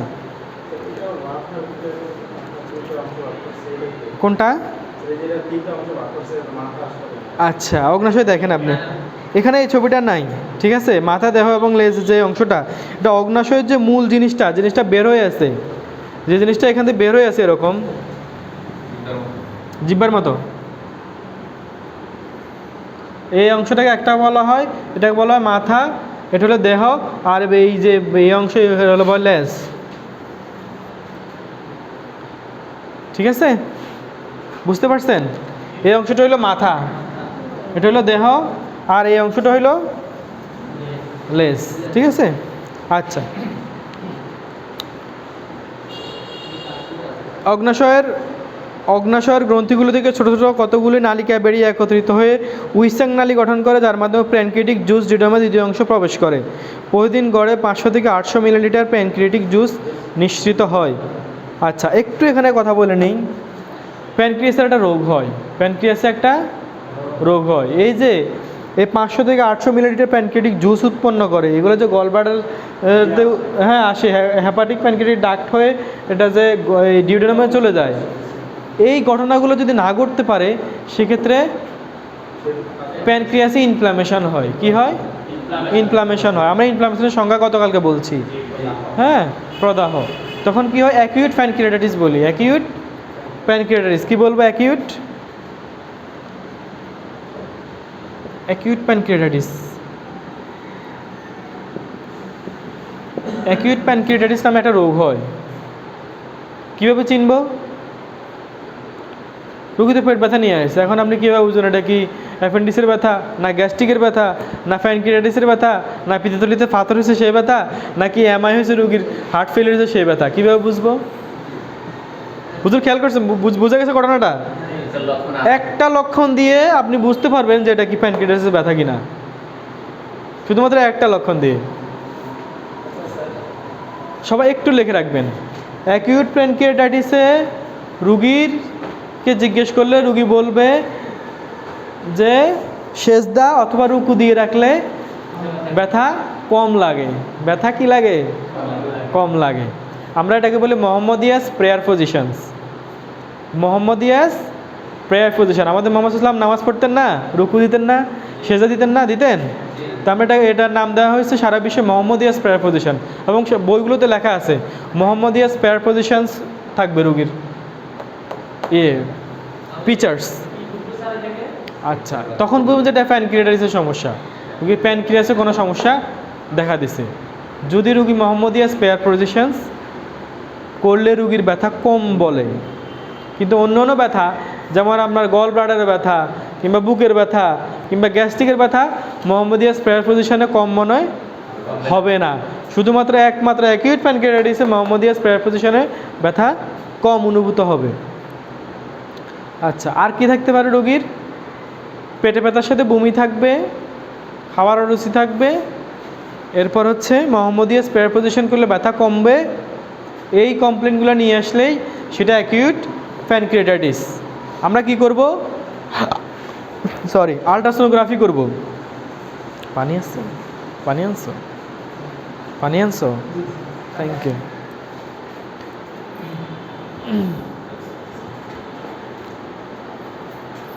আমরা আলট্রাসোনোগ্রাফি করব, করে প্যানক্রিয়াসে কী সমস্যা হয়েছে সেটা ডিটেক্ট করব।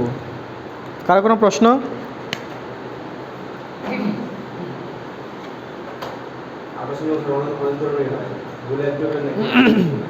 অবশ্যই হোল অ্যাবডোমেন করবেন।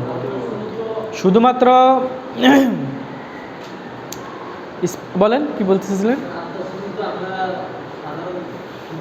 আপনারা দিতে পারেন না, হ্যাঁ, এটা আমি বলার জন্য বলছি, এটা আপনাদেরকে শেখার জন্য বলছি। আপনারা দিতে পারেন না, আপনারা দিবেন, আপনাদের লেভেলে অনেকেই দিচ্ছে। আচ্ছা,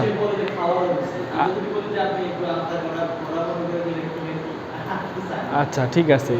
আলট্রা করা পর্যন্ত আপনার কাজ, এটা ঠিক কথা। এরপরে আপনি বিশেষজ্ঞ রেফার করবেন, বিশেষজ্ঞর কাছে রেফার করবেন। আচ্ছা, কমনলি একদম মোদ্দা কথা বলি, একদম মূল কথা হচ্ছে আপনি বুঝেন না এটা কিসের ব্যথা, অ্যাপেন্ডিক্সের ব্যথা, না গল ব্লাডারের ব্যথা, নাকি প্যানক্রিয়াসের ব্যথা, নাকি তার মাসিকের কোনো সমস্যার কারণে ব্যথা। আপনি কি করবেন? উপরের দিকের পেটে নাভি থেকে উপরের দিকে যে কোনো ব্যথার ক্ষেত্রে, শুধুমাত্র বুকের ব্যথা না হলে, রোগীর বয়স বেশি না হলে, যে কোনো পেট ব্যথার ক্ষেত্রে মনে রাখবেন চিকিৎসা প্রথম লাইন চিকিৎসা হচ্ছে রোগীকে এনপিও রাখা। এনপিও বুঝি আমরা? এনপিও মানে কি? Nothing per oral. Nothing per oral. কী লিখবো আমরা? টিএফও। টিএফও কি? Till further order. আমরা উইকে বলবো কোনো কিছুই খাবেন না পরবর্তী আদেশ দেওয়া পর্যন্ত। ঠিক আছে? পরবর্তী আদেশ দেওয়া পর্যন্ত আপনি কিছুই কি খাবেন না। কেন খাবেন না বলেন তো? কারণ আপনার পেটটা অলরেডি আপনি ঝামেলা ফাঁকা রাখছেন। এখন কোনো কিছু খাওয়া মানেই ডাইজেশন হওয়া, ডাইজেশন হওয়া মানেই পেটে অলরেডি আপনার আরও বেশি চাপ পড়া। সেক্ষেত্রে আমরা রুগীকে কোনো খাবার খেতে না করি যে কোনো পেটে ব্যথায়। দ্বিতীয় চিকিৎসা হচ্ছে, যেহেতু রুগী খাবে না, সেহেতু রুগী শক্তি পাবে কোথায়? রুগীর তো শক্তি দিতে হবে আপনি, নয়তো রুগী না খায় আরও বেশি দুর্বল হয়ে যাবে। সেক্ষেত্রে রুগীকে গ্লুকোজের ব্যবস্থা করতে হবে। কিভাবে? আপনি ডেক্সট্রোজ এবং হচ্ছে হার্টসল সলিউশন দিতে হবে আপনার রুগীকে। কেমন? প্রাপ্তবয়স্ক রুগীর ক্ষেত্রে 25 হার্টসল দিতে পারবেন, ডেক্সট্রোজ দিতে পারবেন। এরপরে কি করবেন? টাইমোনিয়াম মিথাইল সালফেট দিবেন, যেটা ভিসেরাল পেইনের জন্য, যেগুলা সরি আচ্ছা একটু এখানে এটা হচ্ছে একদম কমন রোগ, সব রোগের কথা বলতেছি আর কি। এরপরে আপনি প্রেশার ডায়াবেটিস কথা একটু পরে আসতেছি। আচ্ছা, কমন সব রোগীর ক্ষেত্রে নর্মাল প্রেশার ডায়াবেটিস নেই, ভালো রুগী, কোনো সমস্যা নেই, সেই রুগীর কথা বলতেছি। আপনি কি করবেন? ডেক্সট্রোজ দিবেন, হার্টসল দিবেন, টাইমোনিয়াম মিথাইল সালফেট দিবেন, অ্যালজিন কিংবা বিসেট দিবেন। সাথে কি দিবেন? একটা অ্যান্টি আলসারেন্ট দিবেন, ইসোমিপ্রাজোল ইঞ্জেকশন দিবেন। বমি থাকলে একটা অ্যান্টি ইমিটিক দিবেন, ইমিস্ট্যাট, ফ্যালোনেসেট্রন, হ্যাঁ, অর্ডনেসেট্রন যেটা ইমিস্ট্যাট, সেটা দিতে পারবেন। আচ্ছা, আর কি করবেন? একটা অ্যান্টিবায়োটিক দিবেন, 3rd জেনারেশন সেফালোস্পোরিন আর 4th জেনারেশন সেফালোস্পোরিন দিতে পারবেন। সেফালোস্পোরিন, সেফট্রাক্সন ইঞ্জেকশন দিতে পারবেন। আচ্ছা আচ্ছা, হ্যাঁ, কৃমির কারণে যেসব ব্যথা, এগুলো কম ব্যথা হবে, একটু ব্যথা করে ব্যথা চলে যাবে, ঠিক আছে? ব্যথা থাকে না ওরকম, হালকা ব্যথা। আচ্ছা, আর কি বলছিলেন? আচ্ছা, বমি শুধু কৃমি থাকলে হবে এমন কথা না, কৃমি ছাড়াও বমি হইতে পারে। আমরা যদি বলি অ্যাকিউট গ্যাস্ট্রোএন্টারাইটিসে ভমিটিং হচ্ছে কমন কজ, ভমিটিং হচ্ছে কমন আপনার ক্লিনিক্যাল ফিচার, ভমিটিং থাকবে। আর একটা কথা মনে রাখবেন, রুগী বমি করুক অথবা পাতলা পায়খানা করুক, ঘটনা কিন্তু একটাই, ফুড পয়জনিং হওয়ার পসিবিলিটি সবচেয়ে বেশি, ঠিক আছে? আর যেটি আমি বলছি না, ডায়াবেটিস অথবা প্রেশার থাকলে তখন আপনার ফ্লুইড দিতে হলে অনেক হিসেব করে ফ্লুইড দিতে হবে। ডায়াবেটিস রুগী কখনো ডেক্সট্রোজ বা এগুলো যাতে দেওয়া যাবে না। কেন দেওয়া যাবে না? কারণ তারপর গ্লুকোজ লেভেল তারা আরও বেশি বেড়ে যাবে, তাকে দিতে হবে নর্মাল স্যালাইন, ঠিক আছে?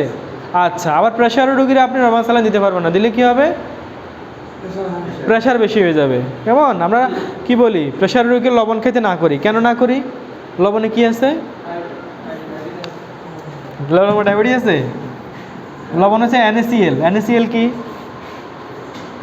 NaCl সোডিয়াম ক্লোরাইড, কি? Sodium chloride.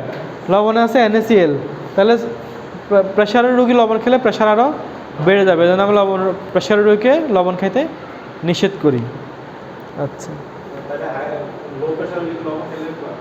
ভালো প্রশ্ন। যদি লো প্রেশার হয় কারো, সেক্ষেত্রে লো প্রেশারের কারণ কি সেটা খুঁজে বের করতে হবে।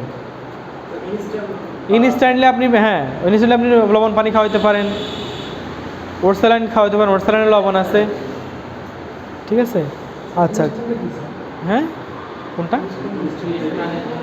মানে ইনস্ট্যান্ট সব হচ্ছে এই মুহূর্তে বা এক্ষুনি, ইনস্ট্যান্টলি, তাৎক্ষণিক, মানে আপনি এখনই খাওয়া দিতে পারবেন। যদি কারো প্রেশার অনেক কম পান কোনো কারণ ছাড়া, প্রেশার কমবে কখন বলেন তো? অনেক আলোচনা হয়ে যাবে। প্রেশার কমবে কখন? এটা আমরা পরে আলোচনা করবো, হ্যাঁ, এগুলো আমরা পরে আলোচনা করবো। আসলে অনেক লম্বা লাইন, তাহলে আপনাকে প্রেশার বলতে হবে। প্রেশার কখন? প্রেশার ব্যাপার সামনে আছে, আমরা সামনে আলোচনা করব। এখন জাস্ট মানে অর্গানগুলো চিনে রাখেন, ঠিক আছে? আমরা এখন ফিজিওলজি নিয়ে আলোচনা করতেছি মূলত, কথা বোঝা গেছে জাব্বার? আমরা কি নিয়ে আলোচনা করতেছি? ফিজিওলজি। যেই 9টা পার্ট আছে, ওই পার্টগুলো নিয়ে এখন আমরা আলোচনা করতেছি, তাই তো? অগ্নাশয়ের কাজ কি? এটি শর্করা, চর্বি, আচ্ছা, এখানে আইলেটস অফ ল্যাঙ্গারেন্স একটা টার্ম আছে, দেখেন। অগ্নাশয়ের যে অংশ থেকে ইনসুলিন, গ্লুকন, গ্যাস্ট্রিন ও সোমাস্টেরিন নামক হরমোন ক্ষরণ করে তাকে আইলেটস অফ ল্যাঙ্গারেন্স বলে। খুবই গুরুত্বপূর্ণ কথা এটা, আইলেটস অফ ল্যাঙ্গারহ্যান্স।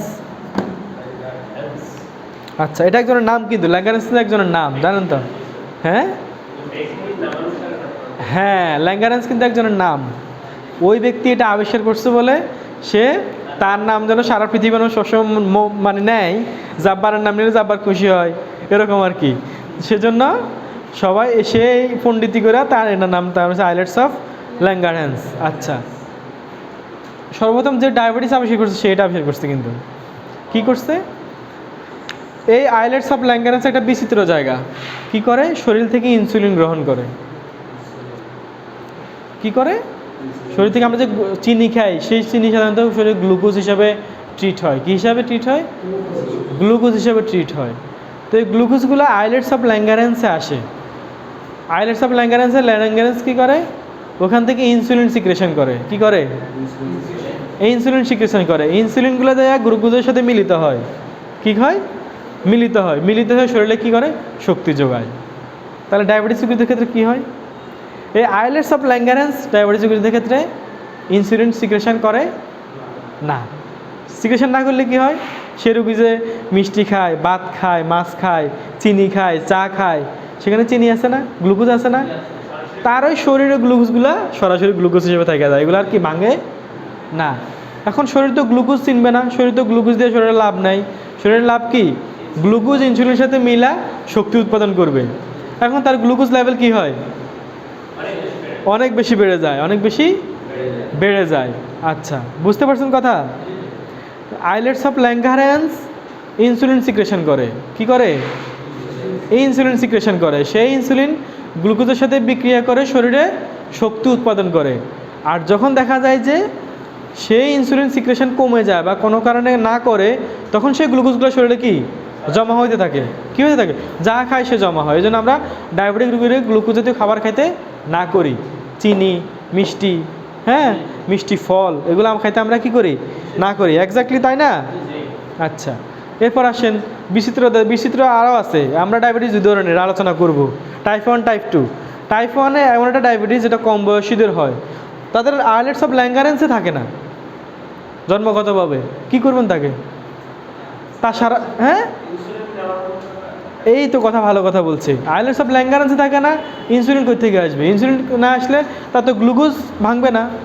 গ্লুকোজ না ভাঙলে তো শক্তি উৎপাদন হবে না, হবে? আচ্ছা, তাহলে কি করতে হবে? তাকে ইনসুলিন দিতে হবে। তাকে ইনসুলিন দিতে হবে। তখন এই আমরা ছোটোবেলা থেকে তাকে কি করি? ইনসুলিন দিই। এই যে ডায়াবেটিস ইনসুলিন কেন দেওয়া হয়? কারণ আইলেটস অফ ল্যাঙ্গারেন্স থেকে পর্যাপ্ত পরিমাণ ইনসুলিন কি হচ্ছে না, সাপ্লাই উৎপাদিত হচ্ছে না। উৎপাদিত হয়ে গ্লুকোজের সাথে আসছে না, তাতে করে তার গ্লুকোজগুলো ভাঙতেছে না। আচ্ছা, গ্লুকোজ না ভাঙলে কী হবে? কি হবে?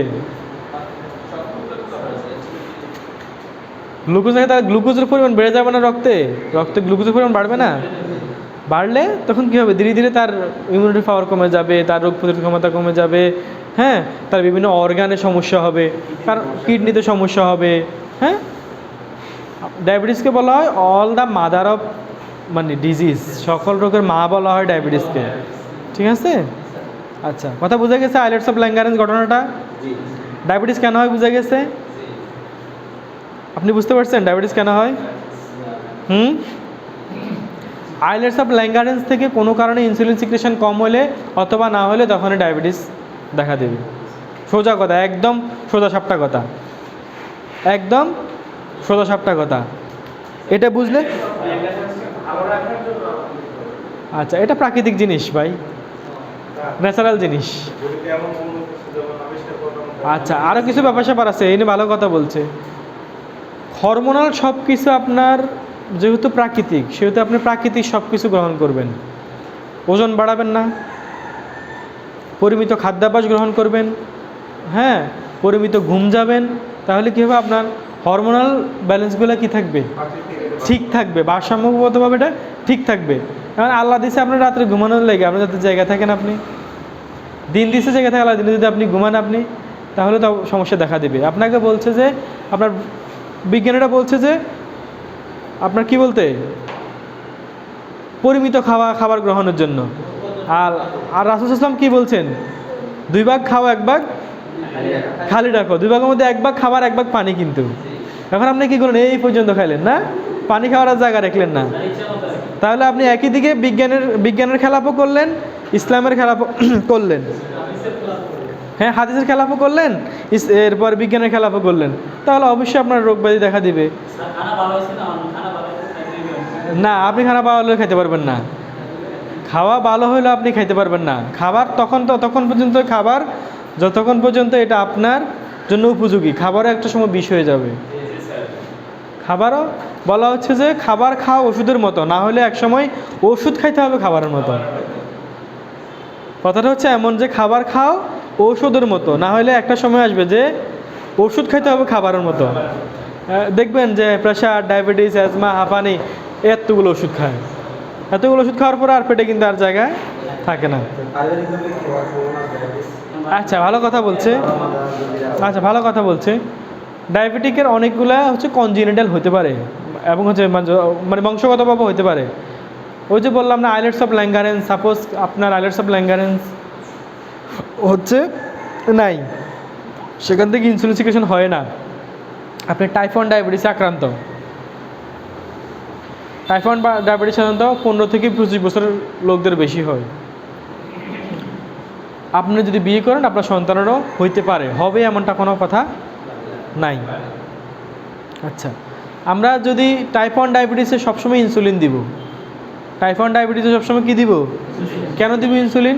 কারণ তাদের ইনসুলিন সিক্রেশন একদমই নাই, একদমই নাই।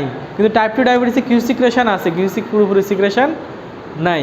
আমরা ডায়াবেটিস যদি এক্সারসাইজ কেন করতে বলি? এক্সারসাইজ করলে তার বডির ইমিউনিটি লেভেল বাড়বে, কার্যক্ষমতা বাড়বে, তাতে করে আইলেটস অফ ল্যাঙ্গারেন্স থেকে হয়তো ইনসুলিন সিক্রেশন হইলেও হইতে পারে এবং হয়, কিছুটাও হয়, সেজন্য আমরা ব্যায়াম করতে বলি। প্যানক্রিয়াস নিয়ে অনেক কথাবার্তা হয়ে গেল। প্যানক্রিয়াসের কাজ কী? এটি শর্করা, চর্বি ও প্রোটিন জাতীয় খাদ্যবস্তু হজমে সহায়তা করে। বিটা সেল থেকে নিঃসৃত ইনসুলিন রক্তে গ্লুকোজের পরিমাণ কমিয়ে দেয়। এই যে বললাম না আইলেটস অফ ল্যাঙ্গারেন্সের বিটা সেল থেকে রক্তে গ্লুকোজের পরিমাণ কমায় দেয়। কেমন? আলফা সেল থেকে নিঃসৃত গ্লুকোন রক্তে গ্লুকোজের পরিমাণ বাড়িয়ে দেয়। এই যে এখানে দেখেন যে বিটা সেল এবং alpha sell, islets of Langerhans থেকে দুই ধরনের আবার সেল আছে, একটা আলফা সেল, একটা হচ্ছে বিটা সেল। ঠিক আছে? অন্ত্রের মধ্যে পিএইচ মাত্রা ঠিক রাখে অগ্নাশয়। পিএইচটা হচ্ছে একটা পরীক্ষা। ওকে ওকে ওকে, অন্ত্রের একটা পরীক্ষা। এই যে আপনার এখানে পানির পুকুরের পানি আছে না, পুকুরের পানির যে পিএইচ আপনি দেখতে পারবেন। আমরা পিএইচ হচ্ছে, পিএইচের মাত্রা হচ্ছে, পিএইচ আমরা সাধারণত আমরা কয় ধরনের জানি বলেন তো? অম্ল এবং ক্ষারক বুঝি না? অম্ল এবং ক্ষার বুঝি? অম্ল যারা সায়েন্সের তারা অম্ল এবং ক্ষার বুঝি, খুব বুঝি না? অম্ল হচ্ছে অ্যাসিডিক আর ক্ষার মানে হচ্ছে ক্ষারীয়। অম্ল হচ্ছে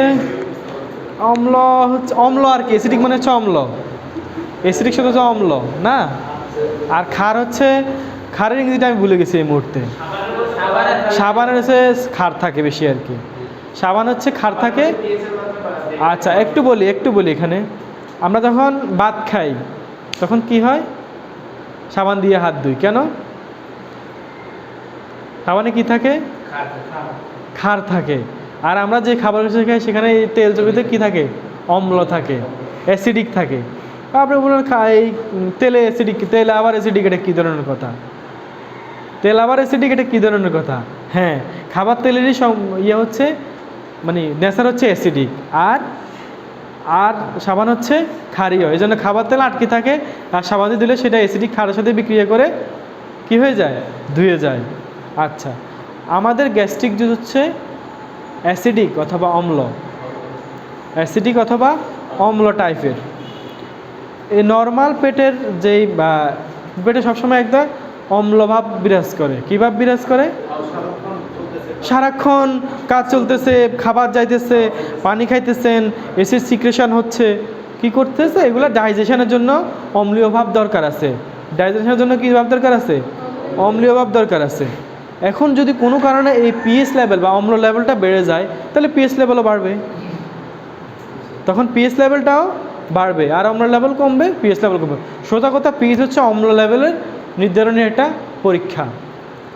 পুকুরের পানিতে পিএইচ পরীক্ষা করা হয় কেন জানেন? পুকুরের পানিতে যদি আপনার অম্ল পরিমাণ বেড়ে যায় তাহলে মাছ বাঁচবে না, মাছ বাঁচবে না, তখন মাছও আর পুকুরের পানিতে থাকা সম্ভব হবে না। এগুলো মনে হইতে পারে আপনার কাছে অম্ল মানে অ্যাসিডীয়, অ্যাসিড তাইলে আমরা যে হাইড্রোক্লোরিক অ্যাসিড বলি সেটা তো পিএইচ অনেক অনেক বেশি, ওখানের পিএইচ হচ্ছে অনেক অনেক বেশি, 1000 2000 পিএইচটা থাকবে ওখানের পিএইচ। বুঝতে পারছেন? কনফিউশন শেষ হয়েছে? আচ্ছা, নেক্সট আলোচনা করছি প্লিহা নিয়ে, স্প্লিন। প্লিহা হচ্ছে মানবদেহের সবচেয়ে বড় লিম্ফয়েড অঙ্গ। এটি দেখতে কালো বর্ণের। এটি পেটের বাম হাইপোকন্ড্রিয়াক অঞ্চলের নবম, দশম ও একাদশতম রিবের পেছনে অবস্থিত। এটি প্রায় 5 ইঞ্চি দৈর্ঘ্য, 3 ইঞ্চি প্রস্থ এবং 1 ইঞ্চি পুরু হয় এখানে হবে, হ্যাঁ, পরশুকার পু, রসুকার রু, এখানে পর রসুকার দেওয়া আছে, একটু কারেকশন করে নেন সবাই, পুরু হয়। আচ্ছা, এই প্লিহা কিন্তু অগ্নাশয়ের সাথে, এই যে দেখেন এটার সাথে আবার প্লিহা যুক্ত থাকে, এখানে এরকমভাবে প্লিহা এভাবে যুক্ত থাকে এটার সাথে, প্যানক্রিয়াসের সাথে, ঠিক আছে। আচ্ছা, স্প্লেন বলি আমরা, স্প্লেন ও মেগালি বলি না, স্প্লেন বড় হয়ে যায়। উনি বলছেন স্প্লেন কেন বড় হয়। একটা কথা মনে রাখবেন, অতি সংক্রমণের ফলে স্প্লেন বড় হয়ে যায়, কারণ এই স্প্লেনের কাজ কি, রোগ জীবাণু ধ্বংস করা। রোগ জীবাণু কী করা, ধ্বংস করা। এখন এত বেশি যদি রোগ জীবাণু হয়ে যায়, যে রোগ জীবাণু ধ্বংস করতে পারতেছে না, তখন তার আসলে দেখা যায় কি, নিজেই অনেক বড় হয়ে যায়, নিজেই রোগ জীবাণু থলে হয়ে যায়। আমরা হাত দিয়ে স্প্লেন ধরতে পারি অনেক সময়, রোগী শোয়া হাত দিয়ে আপনি ধরতে পারবেন, কিন্তু আমরা বলি স্প্লেন পালপেবল, বাম পাশে 12তম এবং 13তম রিবের পিছনে নিচে থাকে, এবং আপনার ডায়াফ্রামের ঠিক একটু উপরে থাকে, এই জায়গা বরাবর থাকে। এখন আপনি বুঝতে পারবেন না, কারণ এখন এটা আপনার নর্মাল ভালো। যখন এটা বড় হয়ে যাবে তখন কিন্তু এটা বলে আমরা স্প্লেনোমেগালি। কি বলবো, স্প্লেন বড় হয়ে গেলে কি বলবো, স্প্লেনোমেগালি বলবো। কেন বড় হয়, কেন বড় হয়? আচ্ছা, অতিরিক্ত জীবনের সংক্রমণে স্প্লেন বড় হয়ে যায়। আমরা এটা বলবো SPLENOMEGALY।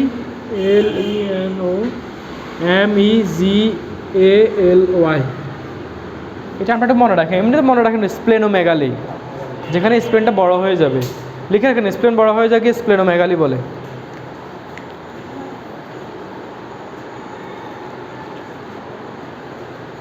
আরে টাইম তো শেষ হয়ে যায়,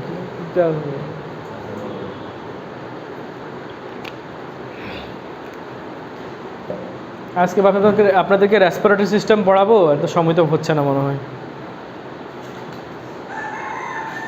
স্প্লেনোমেগালি বলবো আমরা এটা, কেমন?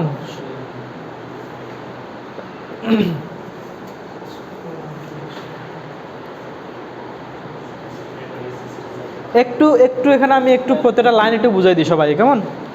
এটি রোগ জীবাণু ধ্বংস করে। ওই যে বললাম আমি আপনাকে যে এই, হ্যাঁ, আপনার শরীরে কোনো যখন জীবাণু যায় তখন তার এখান থেকে স্প্লেন থেকে কি করে, সৈন্যবাহিনী পাঠায়, হ্যাঁ, এই জন্য এটা ধ্বংস করে। আচ্ছা, লোহিত রক্তকণিকা ও অনুচক্রিকা ধ্বংস করে। এই যে এখানে একটা কথা আছে, লোহিত রক্তকণিকা এবং অনুচক্রিকা ধ্বংস করে। আমরা জানি যে লোহিত রক্তকণিকা কয়দিন বাঁচে? 120 দিন, 3 মাস, 4 মাস, 120 দিন বাঁচে। এই কণিকাগুলো কি করে, স্প্লেনে এসে জমা হয়ে যায়, তখন সেগুলোকে ধ্বংস করে ফেলে। আচ্ছা, এটি অ্যান্টিবডি তৈরি করে, রোগ প্রতিরোধ ক্ষমতা বৃদ্ধি করে। যেটা বললাম আমি আপনাদেরকে, আপনার শরীরে কোনো জীবাণু ঢুকলে সে ওই জীবাণুর বিরুদ্ধে এক ধরনের কি করে, নতুন করে সেনাবাহিনী বানায়, যে হ্যাঁ এখন ইসরায়েলের সেনাবাহিনী এসে, এখন আরও স্পেশাল সেনাবাহিনী বানাইতে হবে, স্প্লেনটা সেনাবাহিনী বানায় সে ওখান থেকে যুদ্ধের প্রস্তুতি নেয়, ওই যে ওরা আক্রমণ করবে। হ্যাঁ, গর্ভাবস্থায় লোহিত রক্তকণিকা তৈরি করে। মা যখন গর্ভবতী থাকে তখন বাচ্চা যে লোহিত রক্তকণিকা সরবরাহ করে স্প্লেন। সাময়িকভাবে 300 মিলিলিটার পর্যন্ত রক্ত জমা রাখে। কত লিটার? 300 ml পর্যন্ত রক্ত কী করে, জমা রাখে। এটা রিজার্ভ হিসেবে থাকে। এটা কোনটা? হ্যাঁ, এটা একটা সাংঘর্ষিক কথাবার্তা, এটা বলতেছে উনি, ভালো কথা বলছে, এই কথাটা ভালো বলছে, যে উনি একই সাথে রক্তকণিকা তৈরি করে আবার একই সাথে ধ্বংস করে। এটা কেমন হয়ে গেল না? আচ্ছা, আরবিসির একটা নির্দিষ্ট মেয়াদ আছে, বা লোহিত রক্তকণিকার নির্দিষ্ট মেয়াদ আছে না, আমরা জানি। এই স্প্লেন সাধারণত কি করে, এই সেলগুলা যে লোহিত রক্তকণিকা যেগুলা 20 দিন পরে হয়ে যায়, দুর্বল হয়ে যায়, যে মরে যাবে, যখন সে দুর্বল হয়ে যাবে না, তখন কি করে, সে এগুলাকে নিয়ে আয় না, সেগুলো সবগুলারে কি করে, ডিজলভ করে ফেলে, ফানি করে ফেলে, করে প্যানক্রিয়াস দিয়ে, অগ্নাশয় দিয়ে, আপনার গলব্লাডারে ফাটায়, মূত্রাণী দিয়ে বের করে দেয়। সাথে সাথে শুধু বের করে দিয়ে সে শান্ত থাকে না, সে যেহেতু কি করে, যেহেতু তার পরিমাণ সে কমে গেছে, সে আবার প্রোডাকশন করে ফেলে। আর আমরা জানি সেল কখনো একটা একটা করে হয় না, সেল একটা পুরো না একটা একটা একটা করে দুইটা হয়ে যায়, হ্যাঁ, জ্যামিতিক আকারে বাড়ে, গুণিতিক আকারে বাড়ে। আবার 2 যোগ 2 4টা, আবার 4টা করে ফেলে 4টা, 4টা করে ফেলে 8টা, এভাবে, হ্যাঁ, আবার 8টা করে ফেলে 16টা, এভাবে বাড়ে, জ্যামিতিক হারে বাড়ে। সেল কখনো একটা একটা একটা করে বাড়ে না, একটা বাড়ছে ওখান থেকে আবার একটা হয়েছে এমন না, এই একটা থেকে তো দুইটা হয়েছে না, ওই দুইটা আবার 4টা বানায় ফেলবো, ওই 4টা আবার 8টা বানায় ফেলবে, এরকম এইভাবেই সে তৈরি করে। কারো কোনো প্রশ্ন? মানবদেহে কত লিটার পর্যন্ত রক্ত থাকতে পারে? একজন সুস্থ মানুষের ক্ষেত্রে অনেকগুলা কথা আছে, এখানে অনেকগুলা কথা আছে, ঠিক আছে। কেউ বলছে 3 লিটার, কেউ বলছে 3.5 লিটার, কেউ বলছে 5 লিটার, এরকম অনেক কথা আছে, ঠিক আছে। এক্স্যাক্টলি হচ্ছে মিনিমাম, হ্যাঁ, 3.5 লিটার থেকে 5 লিটার পর্যন্ত রক্ত থাকতে পারে। তবে রক্তের উপাদান, রক্তের গঠন নিয়ে অনেক কথাবার্তা আছে। হ্যাঁ হ্যাঁ, লোহিত রক্তগুলো সবচেয়ে বেশি থাকে মানুষের শরীরে, তাই না? আমরা বলি যে আরবিসি সবচেয়ে বেশি থাকে, এরপর থাকে ডব্লিউবিসি, প্ল্যাটিলেট, এগুলো আমরা আরও আলোচনা করব, সামনে আসছে। যেমন মোটা মানুষের বা উচ্চালম্বা মানুষের রক্ত কি বেশি হতে পারে? হ্যাঁ, বেশি থাকবে, তোর বডি সারফেস বেশি না, ও তো বডি সারফেস বেশি। আচ্ছা, রক্ত বেশি দিয়ে তো লাভ নাই। আচ্ছা, রক্ত বেশি দিয়ে তো লাভ নাই। আচ্ছা, একটা কথা, রক্ত কারো ধারণ খুব বেশি কিন্তু ডব্লিউবিসি কম, লাভ হবে? আচ্ছা, রক্ত ধারণ করা খুব বেশি, সে জীবনের আক্রমণ হয়েছে, তার বেশি রক্তরে আক্রমণ করবে, তার বেশি রক্তরে আবার সেই পরিমাণে কি আক্রমণটা হবে।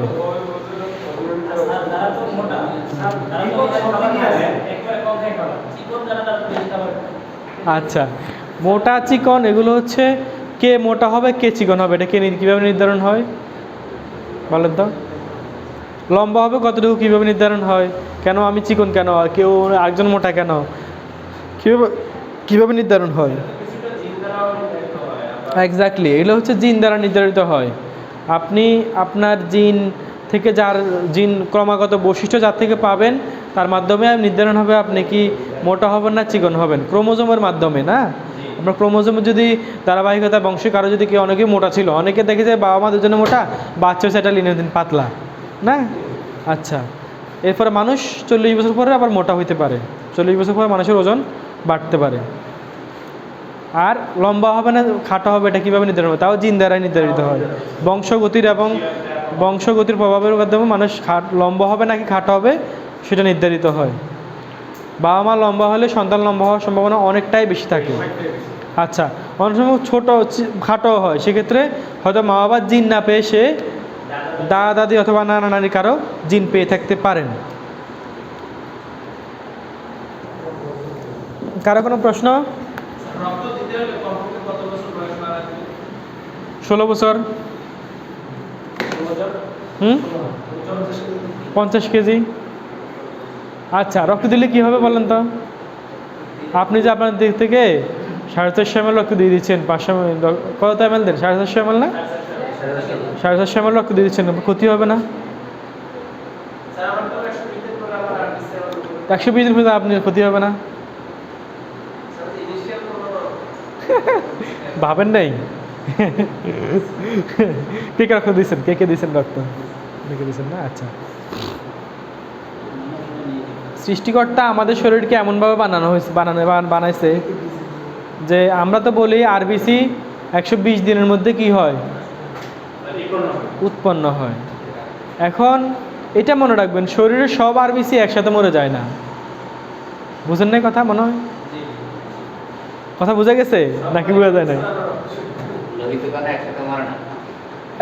একদিনে মরে না। ধরেন আপনি আজকে 450 ml রক্ত দিচ্ছেন, আজকে আপনার আবার আরবিসি কিছু উৎপাদন হচ্ছে, কিছু নষ্ট হচ্ছে, এরকম। কিন্তু মানে পূর্ণাঙ্গ একটা ব্যবস্থা পাইতে সবগুলো আবার পুনরায় ফিরে আসতে 120 দিন লাগবে। আমরা স্বাভাবিকভাবে বলি। এই কারণে 450 ml রক্ত দেওয়ার পরও আপনার শরীরে কোনো সমস্যা ইনশাআল্লাহ হবে না। কারণ হচ্ছে আপনার শরীরে রক্ত শুধু রক্ত নাই, আরও অনেক কিছু থাকে। রক্তের সাথে রক্তের ম্যাক্সিমাম উপাদান হচ্ছে পানি। ম্যাক্সিমাম উপাদান কি? পানি। আপনি সেলের ভিতরে পানি থাকে, আপনি সেলের রক্ত তো একদম সেল, অনেকগুলো সেল আপনি দিয়ে দিলেন, অনেকগুলো সেল মানে কোটি কোটি আপনি সেল আপনি দিয়ে দিলেন কাউকে, ব্যাপারটা তো এমনই। উনি পানি খান, আবার ওই বাকি সেলগুলো থেকে আবার সেল রিজেনারেট হচ্ছে, তৈরি হয়ে যাচ্ছে। হুম, আচ্ছা আচ্ছা, বলেন বলেন, হ্যাঁ হ্যাঁ, না ভালো কোশ্চেন, অনেকে চিকন, আমিও চিকন ছিলাম। চিকন, আচ্ছা একটা মিনিট, আচ্ছা আচ্ছা, এক মিনিট এক মিনিট। আমি একটু বলি, ওই আমার স্যারে কেমন সিকুন সিকুন করতেছিল, ভাই তারে সরায় দেন, এই স্যারে সরায় দেন। না একটু ব্যস্ত হয়ে গেছে। একটু চিকন, হ্যাঁ এটা মজা আছে অবশ্যই, দুজনেই টম অ্যান্ড জেরি আমাদের একসাথে বসছে। না শুনেন, আমি বলি চিকন আর মোটা কে ভালো? চিকন ভালো, চিকন ভালো। কেন ভালো? ভালো না, আমার মোটা। আচ্ছা, চিকন এবং মোটা এটা চাইতে গুরুত্বপূর্ণ হচ্ছে তার বিএমআই ঠিক আছে কিনা, তার শরীর গঠন অনুযায়ী তার শরীরের ওজন ঠিক আছে কিনা, না লম্বা অনুযায়ী। আচ্ছা, শারীরিক গঠন অনুযায়ী কারো যদি কেউ যদি একটু স্থূলাকার হয় এটাও কোনো সমস্যা না, আবার কেউ যদি পাতলা হয় এটাও কোনো সমস্যা না। তার যদি সেই স্থূলা, হ্যাঁ বলেন, হ্যাঁ আমি বলি, কারণ আপনার বোন অনুযায়ী মানুষ মোটা চিকন হবে, কারণ বোনের ডেন্সিটি অনুযায়ী। কারো বোনের ডেন্সিটি যদি ভালো থাকে, তার হাড়ের গঠন যদি ভালো থাকে, তার স্বাস্থ্য একটু ভালো হবে। কারণ হাড়ের গঠন একটু কম ভালো থাকলে তার কি হবে, সে একটু পাতলা গড়নের হবে। কিন্তু এর মানে এই নয় যে পাতলা গড়নের ব্যক্তিটা দুর্বল আর মোটা গড়নের ব্যক্তিটা সবল। আবার মোটা গড়নের ব্যক্তি হাড় মোটা মানে এই নয় যে সে খুব শক্তিশালী, আবার চিকন মানে হচ্ছে সে খুব দুর্বল। এটা এভাবে নির্ধারণ করার কোনো সুযোগ নাই। আচ্ছা, এরপরে বলেন, আপনি কি বলতেছিলেন জানি? না, দুজনে একসাথে থাকুক। আচ্ছা বলেন, হ্যাঁ থাক, আসতে একটু একটু ক্লাসে শৃঙ্খলা রক্ষা করেন সবাই একটু। সবাই তো আমরা আসলে এখানে ম্যাচিউর, হ্যাঁ সবাইকে আসলে ধরে ধরে শেখানোর কিছু নাই। আমরা এটা কি লিখছি এখানে, আমি কি লিখছি, আমরা মোটামুটি ডাইজেস্টিভ সিস্টেম শেষ করে ফেলছি, ডাইজেস্টিভ সিস্টেম শেষ। আমাদের কি কি সিস্টেম শেষ হলো এখন পর্যন্ত? জাপার বলো তো, বসে বলো বসে বলো, এক্স্যাক্টলি স্কেলেটাল সিস্টেম শেষ হলো, respiratory system, sorry digestive system শেষ হলো, আর দুটো সিস্টেম শেষ হয়েছে, আর কোনো সিস্টেম এখনও শেষ করতে পারিনি। 3 নম্বরের রেসপিরেটরি সিস্টেম অর্থ কি? শ্বসনতন্ত্র। একজন একটু বই সবাই বন্ধ, একটু বই সবাই বন্ধ করি, আর বেশিক্ষণ আলোচনা, 10 মিনিট আলোচনা করবো। আর একজন স্বাভাবিক মানুষ কতবার নিঃশ্বাস করে, শ্বসন গ্রহণ করে?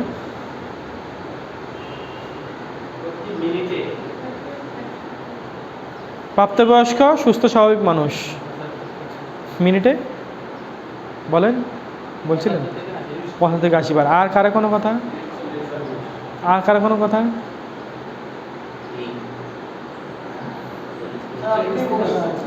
আচ্ছা, এখানে একটু কথা বলি।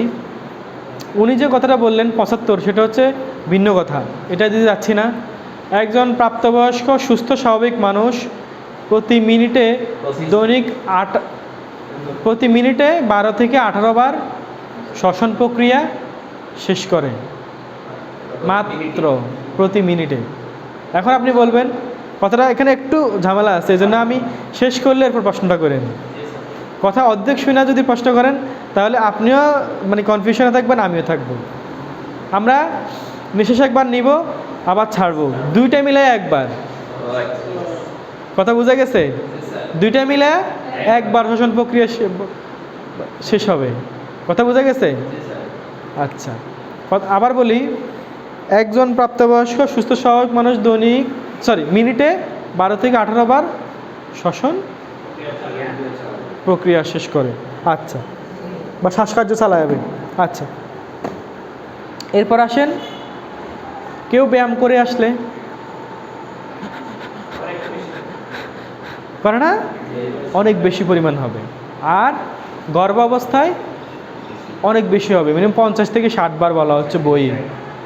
হ্যাঁ, আর হচ্ছে এটা মনে রাখবেন, গর্ভাবস্থায় এবং ব্যায়ামে শ্বাসকার্য কি হয়, শ্বাসকার্য বাড়ে, রেসপিরেটরি রেট বাড়ে। আমরা আবার বলি আর আর আর আর মানে হচ্ছে রেসপিরেটরি রেট।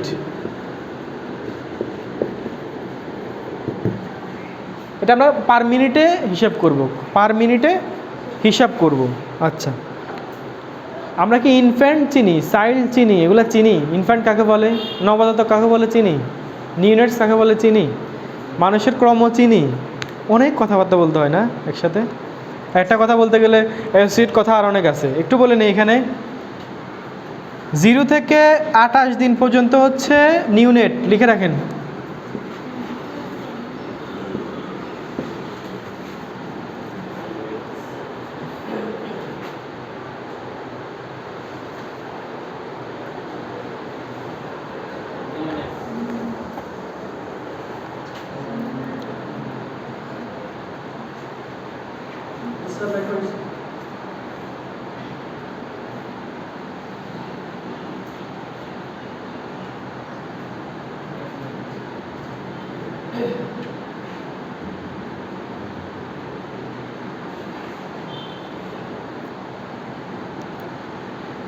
ওয়ান থেকে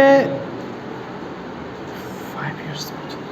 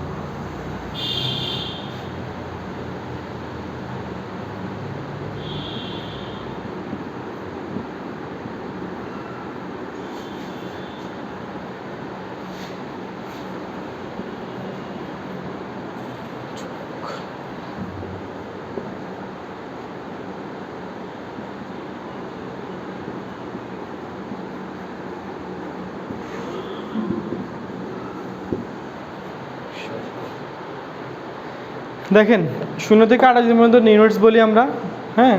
1 থেকে 12 বছর পর্যন্ত শিশু বা চাইল্ড বলি। 13 থেকে 19 বছর কিশোর বলি, টিনেজ। 20 থেকে 25 যুবক। 26 থেকে 80-90 পর্যন্ত হলো প্রাপ্তবয়স্ক। ঠিক আছে, একটু এখানে শেষ করি। তাহলে যুবক, আমরা এখানে মোদ্দা কথা একটা কথা বলছি আর কি, যুবক ওই বয়সটা হচ্ছে যুবক, 25 বছর পর্যন্ত হলো যুবক। আচ্ছা, প্রাপ্তবয়স্কের ক্ষেত্রে এটা হচ্ছে মোটামুটি মেডিকেলের কথাবার্তা। এবার হচ্ছে সাংবিধানিক কথাবার্তা আছে, ও WHO সংজ্ঞা আছে। আচ্ছা, WHO অ্যাকর্ডিং টু WHO মানে বুঝি আমরা।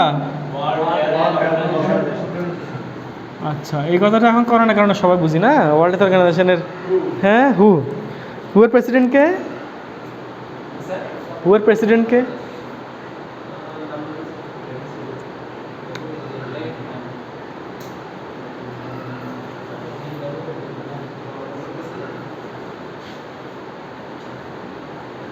বলেন কে?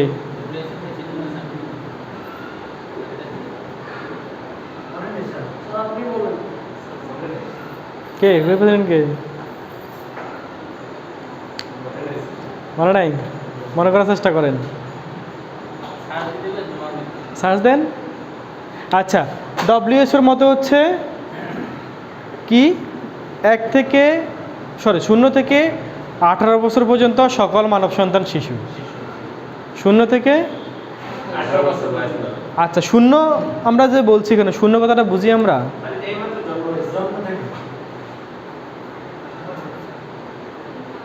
একটা বাচ্চা আজকে জন্মগ্রহণ করছে, বয়স কত? একদিন। কিভাবে ধরেন আধা ঘন্টা জন্ম থেকে একদিন হয়েছে, কেন আধা ঘন্টা আপনি লিখতে পারবেন? 30 মিনিটে লিখতে পারবেন না, বয়স 30 মিনিট হয় না, একদিনও হবে না। এখানে তো শূন্যের কারিশমাটা এখানেই। যে বাচ্চাটা, সবসময় মনে রাখবেন, যে বাচ্চাটা আজকে জন্মগ্রহণ করছে তার বয়স 0 ডেজ। কারণ হচ্ছে তার 24 ঘন্টা তো কি পার করে নাই সে, তাহলে কি হবে 0 ডেজ, তার পাশে বয়স কি 0 ডেজ। আর ডব্লিউএসএ বলতেছে, ডব্লিউএসএ কি বলতেছে, হাসেন কেন?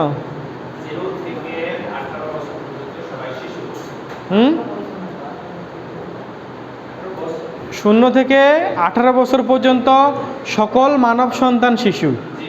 কথাটা এরকম, সকল মানব সন্তান, সবাই না। আবার আপনার 0 বয়সের একটা গরুর বাচ্চা কিন্তু শিশু নয়, ঠিক আছে?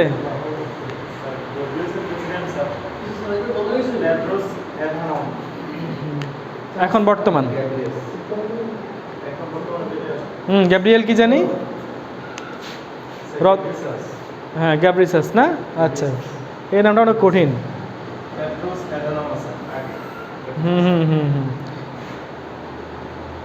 আচ্ছা যাই হোক, তাহলে কি বলছে উনি, উনি বলেন এর আগে যেন বলে গেছে, এর আগে প্রথম যে প্রতিষ্ঠা করেছে তারা বলছে যে 0 থেকে 18 বছর পর্যন্ত সকল মানব সন্তান কি শিশু। আচ্ছা বাংলাদেশের প্রেক্ষাপটে কি 0 থেকে 16 বছর পর্যন্ত সকল মানব সন্তান শিশু।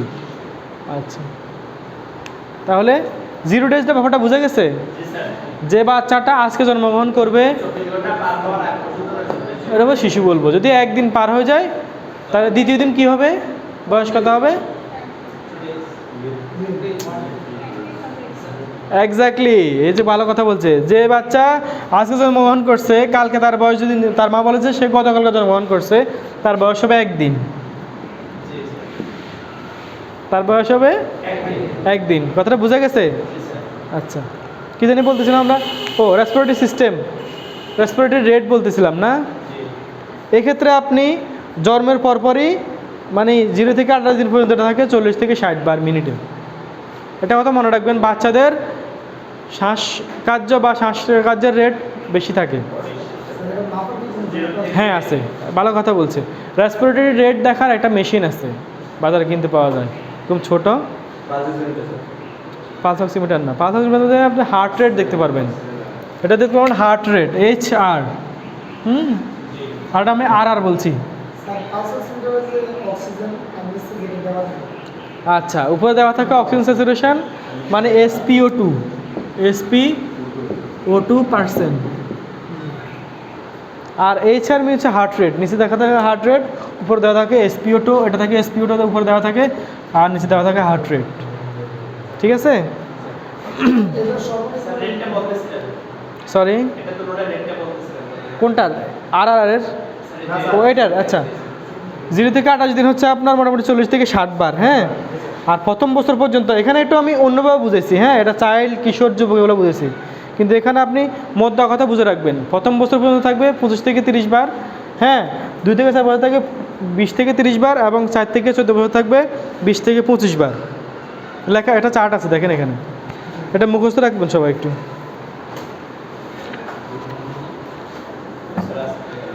আচ্ছা রেসপিরেটরি সিস্টেম কাকে বলে শেষ করে দিচ্ছি।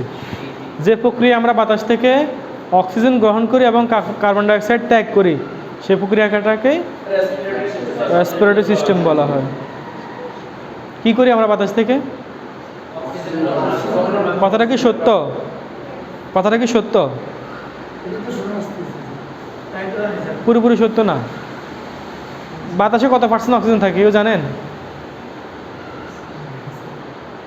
খুব বেশি অক্সিজেন থাকে না, 25 থেকে 30%। হ্যাঁ না, গাছ থেকে যে অক্সিজেনটা আমরা বাতাসে মিলে, এটা পিওর অক্সিজেন, ঠিক আছে। আমরা তো আর গাছ থেকে অক্সিজেন নেওয়ার সুযোগ নাই, আমরা বাতাস থেকে নেই। আর বাতাসে যে অক্সিজেনটা আমরা পাই সেটা পিওর অক্সিজেন না। পিওর অক্সিজেন হলে এই বাতাসটাকে বোতলে ভরে মানুষ বিক্রি করতো। কথাটা বুঝছেন কিন্তু, মানে লজিক্যাল চিন্তা ভাবনা করেন। এখন এই বাতাসটা কেন ভরে বিক্রি করতে পারতেছে না? কারণ এখানে পিওর অক্সিজেন। এক্স্যাক্টলি, এই বাতাসের মধ্যে নাইট্রোজেন আছে, হাইড্রোজেন আছে, কার্বন ডাইঅক্সাইড আছে, বিভিন্ন ধরনের আরও উপাদান আছে, যাতে করে আপনি পিওর লিথিয়াম, আয়রন, এগুলো উপাদানগুলো আছে, যাতে করে আপনি এই বাতাসটা পিওর অক্সিজেন বলে কি গণ্য হবে না। এখন বলবেন স্যার তাহলে যে আমরা শ্বাস নিচ্ছি, শ্বাস তো ঠিকই আছে, সমস্যা হচ্ছে আমাদের 100% অক্সিজেন দরকার নাই, পিওর অক্সিজেন দরকার নাই, আমাদের দরকারই নাইট্রোজেন, অক্সিজেন, কার্বন ডাইঅক্সাইড সহ। রক্তের সেলে দরকার পিওর অক্সিজেন। সেল থেকে এটা বের করে দিয়ে আবার তারা শুধু অক্সিজেনটা রেখে বাকি সব বের করে দেবে। সকলকে ধন্যবাদ।